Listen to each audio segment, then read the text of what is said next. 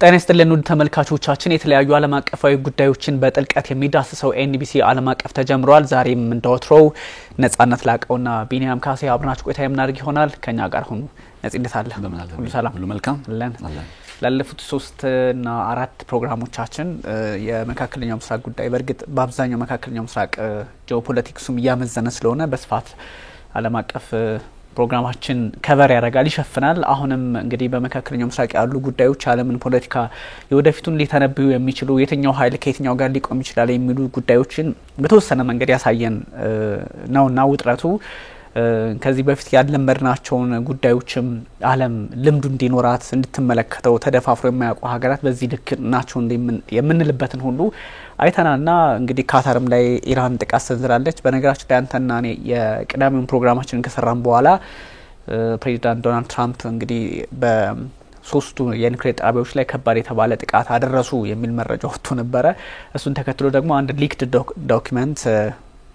አፈትልኮ የወጣ ዶክመንት ምንም አይነት ጉዳት እንዳልደረሰባቸው የኢራን የኒውክሌር ማብለያ ጣቢያዎች የሰማን ነው። እሱ ምን ይመስላል የሚለውን በስፋት እናያለን። በጠቅላላው ተኩስ አቁምም እንግዲህ ተግባራዊ መደረግ ጀምሯል። እስከምን ይዘልቃል የሚለውን በስፋት እናያለን። ዛሬም በዚህ ጉዳይ ላይ እንቆያለን። ኤግዛክትሊ ከዚህኛው ጉዳይ ውጭ መውጣት ብንችል አይ ቲንክ ተመልካቾቻችንም እንዴ ይላሉ። ምክንያቱም ዓለም ላይ ሆት ቶፒክ ሆኖ አሁን ላይ ያለው ርዕሰ ጉዳይ ይሄ ስለሆነ ሌሎች ዓለም አቀፍ ጉዳዮች የሉም ማለት ሳይሆን ነገር ግን ያው ከጂኦፖለቲካዊ ፕሮግራም እንደመስራታችን አንፃር የሚጠበቅ ነው ለማለት ያክል ነው። ተከታታይ መስራታችንም ተመልካቾቻችንም ቢወዱት እንጂ አይደለ እንደዛ በያስባለውኝ የኢራንና የአሜሪካ ከዛ የኢራንና የእስራኤል ብለን ከፋፍለን ብንመለከተው አሪፍ ነው። አይ ቲንክ የሰሞነኛውን ጉዳይ ምክንያቱም ዶናልድ ትራምፕን በመጨረሻ እንግዲህ የተኩስ አቁም እንዲደረግ የተኩስ አቁም እንዲመጣ አድርጌያለሁ የሚል አይነት ሐሳብን እስከ መግለጽ ደርሷል በእስራኤልና በኢራን መካከል። ሶ ቀድሞም የሳቸው ወደ ጦርነቱ መግባት ወይም የሳቸው የቢቱ ቦምበሮችን ወደ ኢራን መተኮስ ቀድሞ ከእስራኤል ፍላጎት ጋር የተጣጣመ አልነበር እንዴ? አሁን እሳቸው ለምን እንደዚህ ባልተጋበዙበት ወይም ኢራን አሜሪካን ባላጠቃችበት ነባራዊ ሁኔታ ላይ ወደ ጦርነቱ በቀጥታ ገብተው በቢቱ ቦምበሮች ኢራንን ደብድበው ከዛ በኋላ ደግሞ አሁን ደግሞ በቃኝ የሚል አይነት አካሄድ ያው የኢራን ያጸፋ ምላሽን ተከትሎ ማለት ነው። አሁን ደግሞ በቃኝ የሚል አይነት ነገር አስከትለው በተኩስ አቁም ሊያጠናቅቁ ሞክረዋል። የተኩስ አቁም ስምምነቱ በኢራንና በእስራኤል መካከል ተፈርሟል ለሚለውን አይነት መግለጫ እየሰጡ ባለበት ሰዓት ብንል ይሻላል። እንግዲህ መግለጫው ከተሰማ ከጥቂት ሰዓታት በኋላ ደግሞ እስራኤል ይህንኑ ተኩስ አቁም ስምምነት በመጣስ ድጋሚ በኢራን ላይ ሚሳኤል ተኩሳለች። ይህ ጉዳይ ስለ ጦርነቱ የሚያሳያቸው የሚያመላክታቸው ቅድም እንዳልኩ ነገሩን በሁለቱም ተለያይቶ መታየት እንዳለበትም ጭምር የሚጠቁም አይነት ነው። በዚህኛው ከሰሞኑ በነበረው እንቅስቃሴ ላይ በጣም ከገረሙኝ ነገሮች ውስጥ አሁን ላስት ታይም የኢራን እስራኤል ላይ የፈጸመችው ጥቃት እስራኤል ኢራን ላይ የፈጸመችው ጥቃት የአየር ላይ መከላከያ ቴክኖሎጂዎችን እስራኤል እንዴት ተጠቀማለች እና አይረንዶም እና ዴቪድ ስሊንግ እና አሮ 3 እና ታህድ እንዴት ይሰራሉ ምናምን የሚሉ ቴክኖሎጂ የጦር መሳሪያ ሆኖ ነገር ግን የዘመናችን የጦርነት ምን አይነት ደረጃ ላይ እንደደረሰ የሚያሳዩ አይነት ሐሳቦችን ያነሳን ነበር። ኢራን በአየር ኃይል የበላይነት ወይም የጦር ጀቶች የሏትም ብትባልም እንኳን በተጨባጭ አሁን ከቴል አቪቭ ይወጡ ያሉ ምስሎችን በተለይ የድሮን ምስሎችን ከተመለከትክኮ እንዴ የጦር ጀት ምን ይሰራል የሚያስብል አይነት ጥቃት ነው እየተመለከተን ያለ ነው። እርግጥ ነው የኢራን የተመታችበት ሚሳኤሎችም ቦምቦችም የጦር ጀትን እንደ መጓጓዣ ተጠቀሙ እንጂ ገብቷል ነሰሰርሊ ሚሳኤሎቹ እንዳሉ ናቸው ቦምቦቹ እንዳሉ ናቸው። ሶ ግን ርቀቱን አቀርበው በጦር ጀቶች አስጠግተው ኢራቅ ድንበርስ አድርሰው ነው የተኮሱት። ኢራኖች ደግሞ እዛው ካሉበት ቦታ ላይ ሆነው እስከ 2000 ኪሎ ሜትር ድረስ የሚያቋርጡ ሚሳኤሎችን እየተኮሱ ነው ጉዳት እርስ በርስ እንግዲህ ላለፉት 12 ቀናት ጦርነት ውስጥ ሲቆዩ የተስተዋሉ ነገሮች አሉ። ሶ የቴል አቪቭ ላይ እንደው የነበሩ ምስሎችን ከተመለከትካቸው በተለያዩ እስራኤል አካባቢዎች ላይ ከበድ ያለ ጉዳት ደርሶ እንደነበረም ያመላክቱ ናቸው የተመለከትናቸው የህንጻዎቹ ፍርስራሽ። እኔ እንዲያውም ትላንትና ነው በብዛት የወጣው። በነገር ላይ እስራኤል ላይ ሲፈጸሙ የነበሩ ጥቃቶችን በተመለከተ ሚሊተሪ ሴንሰርሺፕ በሚባለው ሐሳብ የእስራኤል መንግስት ገደብ አስቀምጦ ነበር። ምንም አይነት እየደረሱ ያሉ ጉዳቶች በማህበራዊ ትስስር ገጽ ይሁን በሜንስትሪሚንግ ሚዲያዎች ይሁን ብቻ በየትኛው መንገድ እንዳይሰራጩ ገደብ አስቀምጦ ነበርና አይ ቲንክ ትላንትና ነው መሰለኝ ይሄ ገደብ የተነሳው ኦር አላቅም እንደሆነ በማህበራዊ ትስስር ገጾች ላይ በሜንስትሪሚንግ ሚዲያዎች ላይ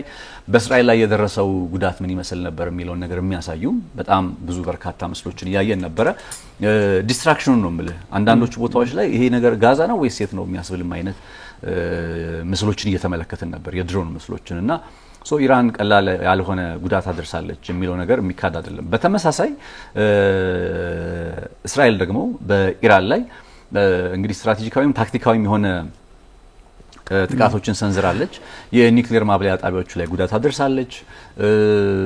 በተለያዩ እንግዲህ የኢራን ከተሞች ላይም እንዲሁ የደረሱ ጉዳቶችን ያው ከዚህ ቀደምም ያኔ በግልጽ ይታይ ስለነበረ ስናያቸው ስለነበረ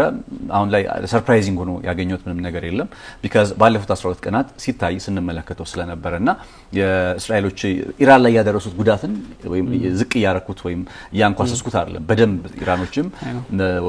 የኒውክሌር ሳይንቲስቶችን ገለዋል የሚሳኤል ማስወንጨፊያ ቦታዎችን አውድመዋል የጸረ አየር ላይ ጥቃት መከላከያ ቴክኖሎጂዎችን ጉዳት አድርሰዋል ለምንድን ነው ለምሳሌ የአሜሪካ ቢቱ ቦምበሮች የኢራን አየር ክልል ውስጥ ገብተው እኮ ነው የጣሉት ከኢስፋሃን አናት ላይ ሆነው ከፎርዶ አናት ላይ ሆነው ነው የጣሉት ስለዚህ ኢራን የአየር ክልልን ጥሰው መግባት የቻሉት በምንም ሳይሆን ቀደም ብላ እስራኤል የኢራንን የጸረ አየር ላይ ጥቃት መከላከያ ቴክኖሎጂ ከጥቅም ውጭ ስላደረገች ነው ስለዚህ ኢራንን በዚህ ረገድ ማለት እስራኤልን በዚህ ረገድ በጦርነቱ ላይ በደም ከምትፈልገው ግብ አንፃር ስንመዝነው ነው እንጂ ወይ ማሳካት ከፈለገችው ግብ አንፃር ከተመዘነ ነው እንጂ በስትራቴጂካሊ ልታነሳቸው የምትችሉ በርካታ ወታደራዊ ኢላማዎችን ፈጽማለች በጣም የገረመኝ እንግዲህ ስለ ቴክኖሎጂዎች ስናወራ ስለነበረ የቢቱ ቦምበሮቹ ጉዳይ ነው አይ ቲንክ እሱ ላይ እንመጣበታለን ተወሰነ ጊዜ እንደንሰጠው ስለምንችል እሱ ላይ የተኩስ አቁሙ ጉዳይ እንዳልከው ተሰጥቷል ግን እስራኤልም ኢራን ቀድማ ተሰዋለች ስላለች እንግዲህ ያው በጦርነት ያለ የተለመደ ነውና እንደዚህ አይነት ነገሮች ማን እንደጣሰ በግልጽም ለማስቀመጥ አስቸጋሪ ስለሆነ ነው የእስራኤል ጥቃት ሰነዘረችብኝ ምላሽ ሰጠው ትላለች ኢራን ደግሞ እኔ ምንም እንደዚህ አይነት ነገር አላደረኩም በሚል ድምድም አድርጋለች ዞሮ ግን ዶናልድ ትራምፕ ሁለቱንም ለመተቸት ሁለቱም ተጠያቂዎች ናቸው ካሉ በኋላ ሞር ወደ እና ጠቅላይ ሚኒስትር ቤንያሚን ኔታንያሁ ጫና ለመፍጠር የሞከሩበት አጋጣሚ ተፈጥሯልና ዳሜጅ እንዳልከው ጦርነት ነው ይሄኛው ትንሽ ነው ይሄኛው ትልቅ ነው ብለኛ ኮምፔር ኮንትራስት አናረግም እንዳልከው ሁሉም የሚያዩት ከኛም ፕሮግራም የሚከታተሉ ሰዎችም ይገባቸዋል በሆነ ሚዛን ማስቀመጥ ይችላሉና ጉዳቱ የትኛው በርትቷል የትኛው ላይ የከፋ ጥፋት አለ ፖለቲካም አይደለም እሱ አይደለ ጀስት ሚሳኤል ታስወነጭፋለ ታውድማለ የወታደር ፐርፐዝ ነው እኛ ሞር ይሄን ያህል አሁን ለምሳሌ ኢራን ውስጥ እስራኤል ውስጥ 30 ሰዎች አይሞሉም አይደል እስካሁን ባለው መረጃ መሰረት 28 ወይ 29 ሰዎች ናቸው ኢራን ውስጥ ደግሞ ከ600 በላይ ሰዎች ሞተዋል ይሄ ማለት የጉዳቱ ምጣኔ ሳይሆን የሚያሳየው በቃ አንዱን ውስጥ ገብቶ ጥቃት ሰንዝሯል ሶ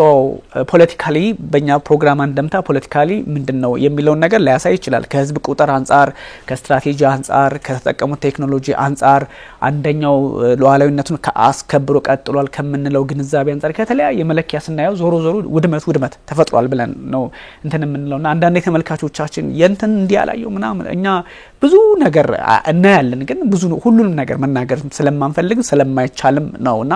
አንዳንዴ ይሁን ለምሳሌ አሁን ኢስፋሃን ላይ ከባድ ጉዳት ከደረሰ ናታንዝና ፎርዶን አውርተን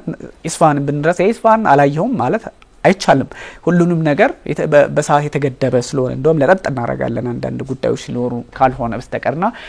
ሜቢ ይቀጥላል አይቀጥልም የሚለውም አሳሳቢ ሆኗል ሜቢ አሁን እዚህ ላይ መቀጠል እንችላለን የቢቶች ቴክኖሎጂያቸው 18 ሰዓታት ነው ተጉዞ የመጡት 18 ሰዓት ተጉዞ ሲመጡ ፓሲፊክን አካባቢ ነካክተዋል and እስኪ ሄድበትና ከዛ እንመሳለን ወይ እንዲያውም ከቢቶቹ ላይ ከሜዳችን በፊት ትዝ ስላለኝ ነው ኢራን ከዚህ ቀደም ስናወራ እርስ በርስ ጉዳት መደራረስ ይችላሉ የሚለውን ፖይንት አጽንኦት መስጠት ስለፈለኩ ነው ማንሳት የፈለኩት እርስ በርስ ጉዳት መደራረስ ይችላሉ ነው ሴንስ obviously እስራኤል ነች ብል ግን የአየር ላይ ጥቃት መከላከያ ቴክኖሎጂዎች አሏት ስንል የነበረው ምንድነው ኢራንም እስራኤል ላይ ጉዳት ማድረስ ትችላለች እስራኤልም ኢራን ላይ ጉዳት ታደርሳለች በአሁኑ ጦርነት በ12 ቀናት ጦርነት ምንድነው የታየው ሲባል ይሄ ነው በተግባር ይታያል ኢራን ጉዳት ማድረስ እንደምትችል አስበው ኒውክሊየር ቢሆን ኖሮ ያልን ኳንስተን ነበር አይደለ ሶ እስራኤል ጉዳት ማድረስ እንደምትችል ሳይታለም የተፈታ ነገር ነው የኢራን ግን ከዚህ ቀደም ኢራን ፕራክቲካሊ በዚህ ደረጃ ጉዳት ማድረስ ትችላለች አንድ እንትን ይሄ የእስራኤል ባለስልጣናት ወይም የሞሳድ ሰዎችን ጠቅሶ ዋሽንግተን ፖስት አንድ ይዞት የወጣ ዘገባ ነበርና ምንድነው የሚለው የሞሳድ ሰዎች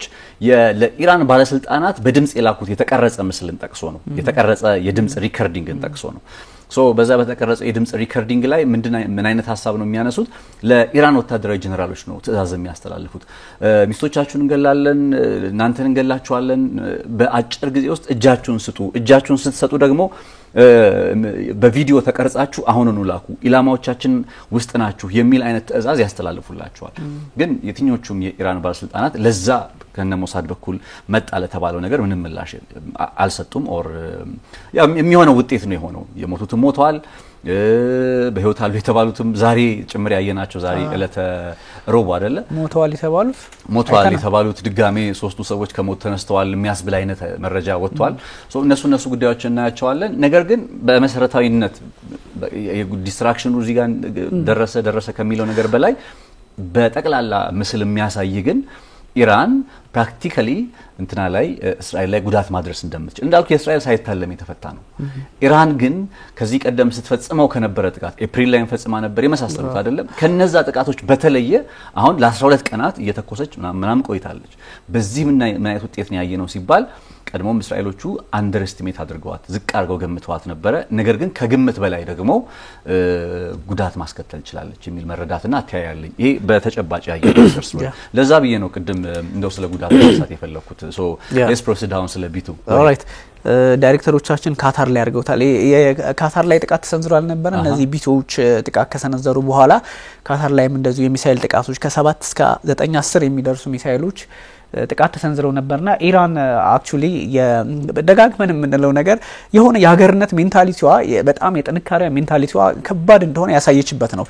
በዚህ ጦርነት ኢራን አሸንፋለች እስራኤል አሸንፋለች የሚለው ነገር ኮንሰፕቱ እንዳለ ሆኖ ጥቃት የተሰነዘረበትን አጋጣሚ ስንመለከት ግን በጣም ብዙ ውስብስብ ነገሮችን ያሳያል ቀደም ሲል ሲታዩ የነበሩት መስሎችና ምናልባት ወደ የቢቶቹ እንዳልከው ቢቶቹ እጅግ ውስብስብ ቴክኖሎጂ የታጠቁ እንደሆነ ይታወቃል ከዚህ ቀደም በስፋት አንስተናቸዋልና እንደምትመለከታቸው በስፋት እንግዲህ የተነሱበትን ከሚስሪ አሜሪካ ተነስተው 18 ሰዓታትና ከዛም በላይ ተጉዞ ነው እንግዲህ መካከለኛው ምስራቅ ገብተው የህንድ ውቅያኖስን አካባቢ የመካከለኛው ምስራቅን እንደዛ ሲሆን እንግዲህ ቀጥታ እነዚህ መጡ የተባሉት ሰባቱ ወይም ደግሞ እዚህ ጥቃት ሰንዝረዋል የተባሉት ብቻ አይደሉም በመሃል ላይ የሚያጅቧቸው አሉ የነዚህ ነዳጅ የሚሞሉ አሉ ስለላ የሚሰሩ አሉ ከዛ ደግሞ እነዚህ የባህር ሰርጓጅ መርከቦች የሴንትኮም የሚባለው የማዕከላዊ እዙ መካከለኛው ምስራቅ ይጠብቃቸዋል ኮኦርዲኔትድ በሆነ መንገድ ነው ለዚህም ነው 125 አውሮፕላኖች ተሳትፎ ያደረጉበት ጥቃት የተሰነዘረውና ቢቶቹ አላማቸው አንደኛ ጥቃት መሰንዘር ስለሆነ እነሱ በተለይ አይን ይታያል እንጂ ይሄ ሁሉ ክሩ ያንዳንድ ሀገራት እኮ ጦር ቢንቀሳቀስ ይሄን ያህል አቅም አለው ወይ የምትለው ነው ትልቅ ጦር አንቀሳቅሳ ነው ይሄን ጥቃት የተሰነዘረችውና ይሄኛው በነበረበት አጋጣሚ እንዳልከውና ቢቶቹ 30000 ፓውንድ 13600 ኪሎ ግራም መሸከም የሚችሉ መሆናቸው ምናምን አይደለምና እነዚህ የሚያደርሱት ጥቃት እንዳልከው በፎርዶና ናታንዝ በሚባሉት አካባቢዎች ላይ ነው የኛው የኤስፋሃኑ ከባህር ሰርጓጅ መርከቦች በተነሳ ሚሳኤል ነው ጉዳት የደረሰው እነዚህ ምክንያቱም ያኛው በሚሳኤል መምታት ስለሚቻል የፎርዶ በተለይ 80 እስከ 90 ሜትር ጥልቀት ያለው ነውና እሱን ለመምታት የግድ እነዚህ ባንከር ቦምብስ የሚባሉት በጂቢዩ 57 የተሰኙት በተለይም እዚህ ቦታ ላይ ጥቃት ማድረስ አለባቸው ያ ካልሆነ አይነካም 80 እስከ 90 የፎርዶ ከ80 እስከ 90 ሜትር ዝቅ ብሎ የተሰራ ስለሆነ በዛ ላይ ተራራ ነው በጣም አስቸጋሪ ሮኪ የሚባል ኤሪያ ነው እንደዚህ አይነት ሆኖ ወደ በኋላ ስለምንመጣበት ነው ጥቃት እንዳልደረሰበት እንዳልተጎዳ ጥቃት ደርሷል እንዳልተጎዳ መግቢያው ነው የተመታው የሚል መግለጫም ሊክድ የተባለው ዶክመንት ያሳየን ነበርና በዛ ልክ ሲወጣ ነበርና በጣም አደገኛ የሚያደርጋቸው የሚሸከሙት ባንከር ቦምብ መሆኑ ብቻም ሳይሆን ስቲልዝ የሚባሉ ናቸው ከራዳር ውጭ መሆን ወይም ደግሞ በስርዓቱ ዲቴክት የማታረጋቸው መሆናቸው አደገኛ ያደርጋቸዋል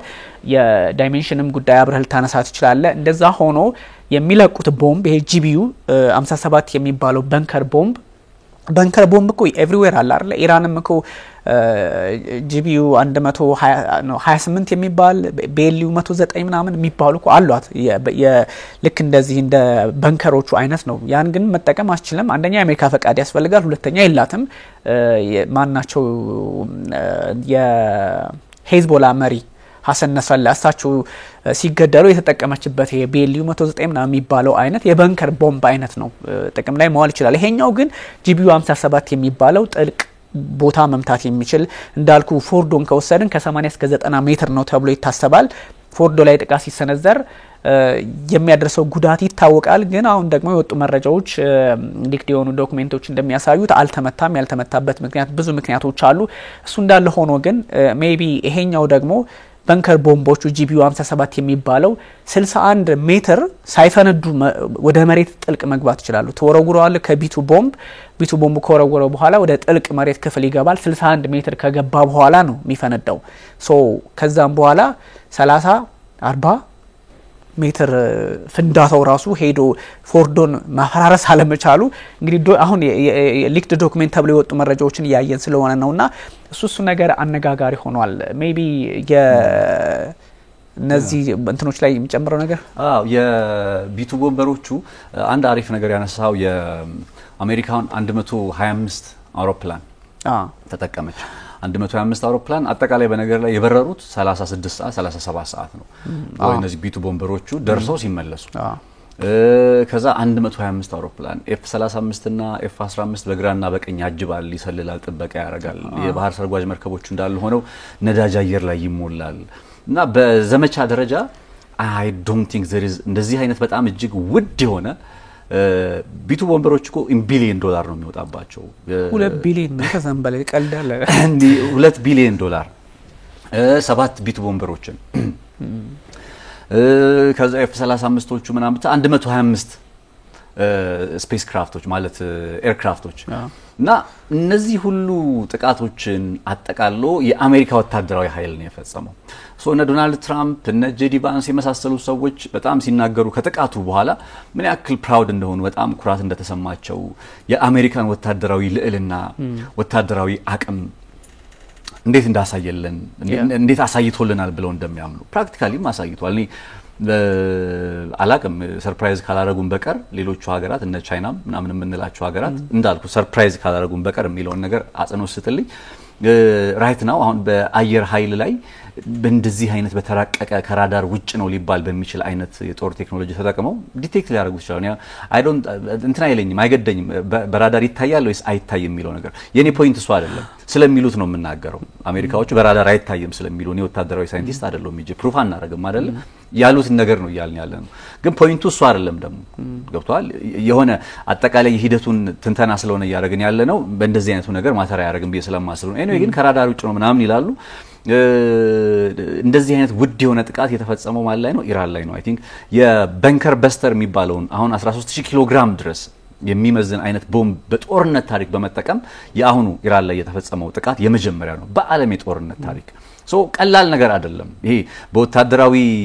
ሳይንስ ኦር በወታደራዊ ቴክኖሎጂዎች ዓለማችን የደረሰችበትን ቅድም ያልኩ ይሄንን ነው። በቃ ዓለማችን በጦርነት ላይ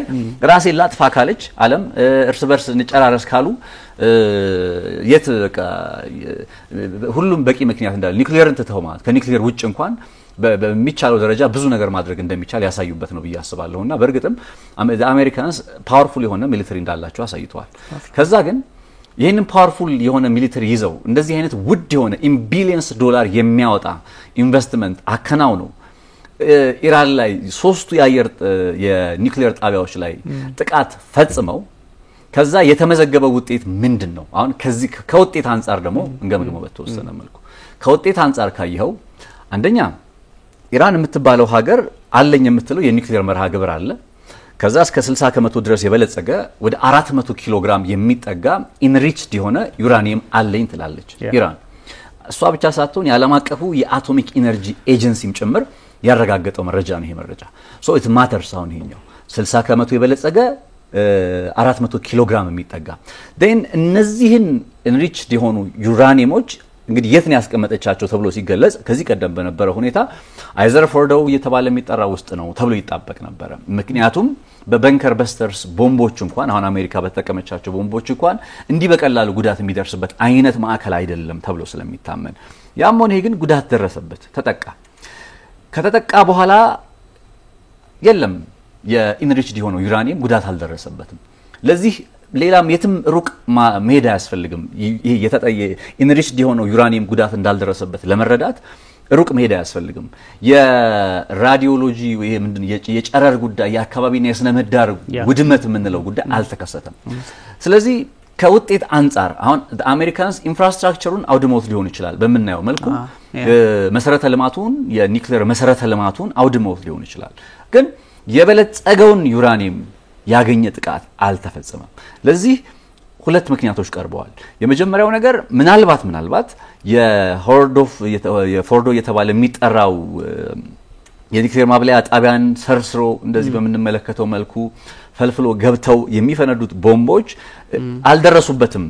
ሰከንድ ፖይንት ደግሞ የኢራኖች እንትኑን አሽሽተውታል የሚባል ነገር አለ። የቀድሞ የዩራኒየም የበለጸገውን ዩራኒየም አሽሽተውታል ይባላልና እነዚህ ጉዳዮች አይ ቲንክ መሰረታዊ ናቸው ብዬ አስባለሁ በጥቃቱ ላይ። የቀደምኛ ሙጭ ላይ ስናየው የነበረው የኒውዮርክ ታይምስ እና ሲኤንኤን በትክክልም ደግሞ የአሜሪካ ማውዝፒስ የሚባሉ ማውዝፒስ ባትላቸውም የሚዲያ ፍሪደም አላቸው፣ ግን ደግሞ ከአሜሪካ ጥቅም አንፃር ምን እንደሚያደርጉ ስለምናውቃቸው እነሱ ያወጡትን መረጃ እየተመለከትን ነበርና የዲፌንስ ኢንተለጀንስ ኤጀንሲ የሚባል አለ። የፔንታጎን እንደውም ቀኝ እጁ ነው እንደዚህ አይነት የኢንተለጀንስ ስራዎችን በመስራት ቀኝ እጅ ተብሎ የዲአይኤ የሚባለው የሚታወቀው ተቋም ከሱ የተገኘ መረጃ ተብሎ ነው እነዚህ መገናኛ ብዙሃን ኒውዮርክ ታይምስ ሳይቀር ይዘውት የወጡት መረጃና ይሄ የተፈጸመው ጥቃት በእርግጥ ጥቃት ተፈጽሟል፣ ኢላማቸው መምታት ችሏል። ነገር ግን ኢራን ላይ ይህ ነው የሚባል ጉዳት አላደረሰም የሚል ሀሳብ ነው ሲሰጡ የነበረው። በዛ ላይ የአሜሪካው ፕሬዚዳንት ዶናልድ ትራምፕ ሲሉት የነበረው ነገር ወደ አሁን የኔቶ ጉባኤ ላይ ባሉበት የምታወሩት ሁሉ ይሄ የጠላት ወሬ ነው እንጂ በሚገባኛ አውድመናል፣ ኮምፕሊትሊ ጠፍቷል፣ ዳሜጅ ሆኗል የሚል መግለጫ አልነበር የሰጡት የነበረው። ምክትሉም የፔታክሰት መከላከያ ሚኒስትሩም ራሳቸው ዶናልድ ትራምፕ ሲሉ የነበረው ነገር ነውና ይሄኛው መረጃ ግን አሁን ይሄ ቅድመ ጥናት የሚባሉ ነገሮች አሉ አይደለ? ቅድመ አንዳንድ ጉዳዮችን ጥናት ስታደርግ ይሄኛው የኢንተለጀንሱ ለምሳሌ ይሄኛው ነፂ የአንደኛው ምክንያት የፎርዶና ናታንዝ የተሰኙት ቦታዎች ላይ ጥቃት አልተሰነዘረም ወይም ጥቃቱ ተሰንዝሯል ግን መግቢያውና የተለያዩ አካባቢዎችን መጥቷል ከሚለውን ባሻገር እነዚህኛዎቹ ትራኮቹ በመኪኖቹ የሚንቀሳቀሱት በሳተላይት ምስል የተያዙ ናቸውና ቀድሞ ጥቃቱ ሊሰነዘር እንዲህ አይነት ጣጣ ሊመጣ እንደሚችል ግምቱ ሲኖራቸው ኢራን ኃይሎች የአይአርጂሲ ሰዎች የኢንተለጀንሱ በተለይ ሲያስወጣ የሚያሳይ ምስል ነውና ስለዚህ ቀድሞ ወጥቷል የሚል አንድ ምክንያት ነው የቀረበውና ኦፍ ኮርስ ሊሆን ይችላል ይሄኛው አሁን አዲስ ሊክድ ሆኖ ወጣ የተባለው ወይም ደግሞ ይሄኛው አፈትልኮ ወጣ የተባለው ሰነድን በትክክል የሚያሳየው ይሄኛውን ሆኗል። እነዚህ የጦር መሳሪያዎች ወይንም ደግሞ እነዚህ ኢንሪችድ ሆኖ በሚገባ ወደ ኒውክሌሩ ተቃርበዋል የተባሉት እንደወጡ ነው የሚያሳየውና አንደኛው ምክንያት ብለው ያቀረቡት እነሱም በትንታኔያቸው ይሄኛው ነው። ሁለተኛው ደግሞ የበለጸገው ዩራኒየም ስቶክ ፓይሉ ስቲል አለ። አንደኛ ቀደም ባልነው መንገድ አስወጥተውታል ቀድሞ፣ ሁለተኛ ደግሞ የበለጸገው ስቶክ ፓይሉ አሁንም እዛው የተመታው ቦታ ላይ ራሱ አለ የሚል ምክንያትም አቅርበዋል። ከጥቃቱ በፊት እንግዲህ ከመውጣታቸው በፊት ደግሞ ይሄ ብዙ ጊዜ አንተ የምትላቸው እነዚህ ሴንትሪፊጅስ የሚባሉት እነሱም ኢዝሊ የምታጓጉዛቸው ስለሆኑ ሌላ ቦታ በተመሳሳይ ቀደም እንዳየኑ በተመሳሳይ ወደ ሌላ ቦታ ተወስደዋል ነው እና የት ይሆን የሄዱት የሚል ጥያቄ የተነሳ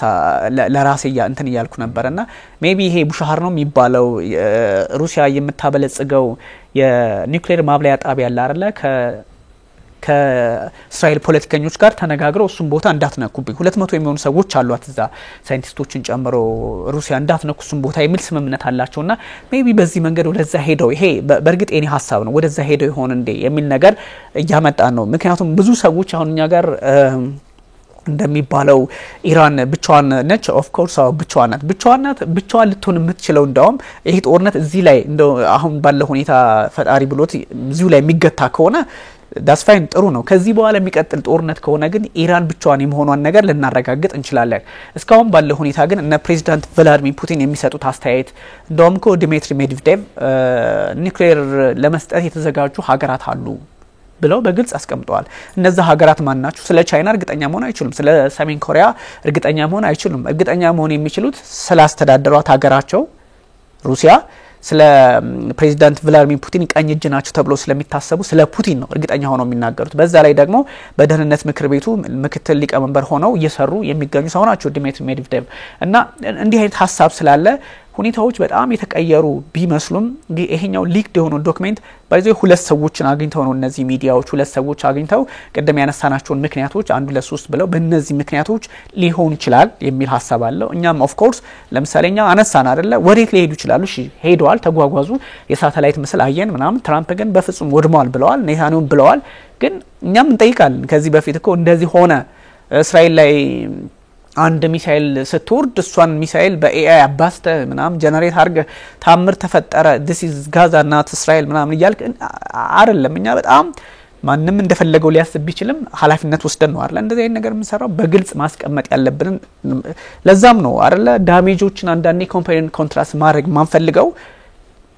ልክ ያልሆነ አካሄድ ስላለው ነው እኛ ጂኦፖለቲክስ ላይ ስለምናተኩር ነውና ትራምፕ ያሉትን ወስደን ልክ ነው ወድሟል አላልንም አይደል ባለፈው ተመልሶ ማየት ይችላሉ ተመልካቾቻችን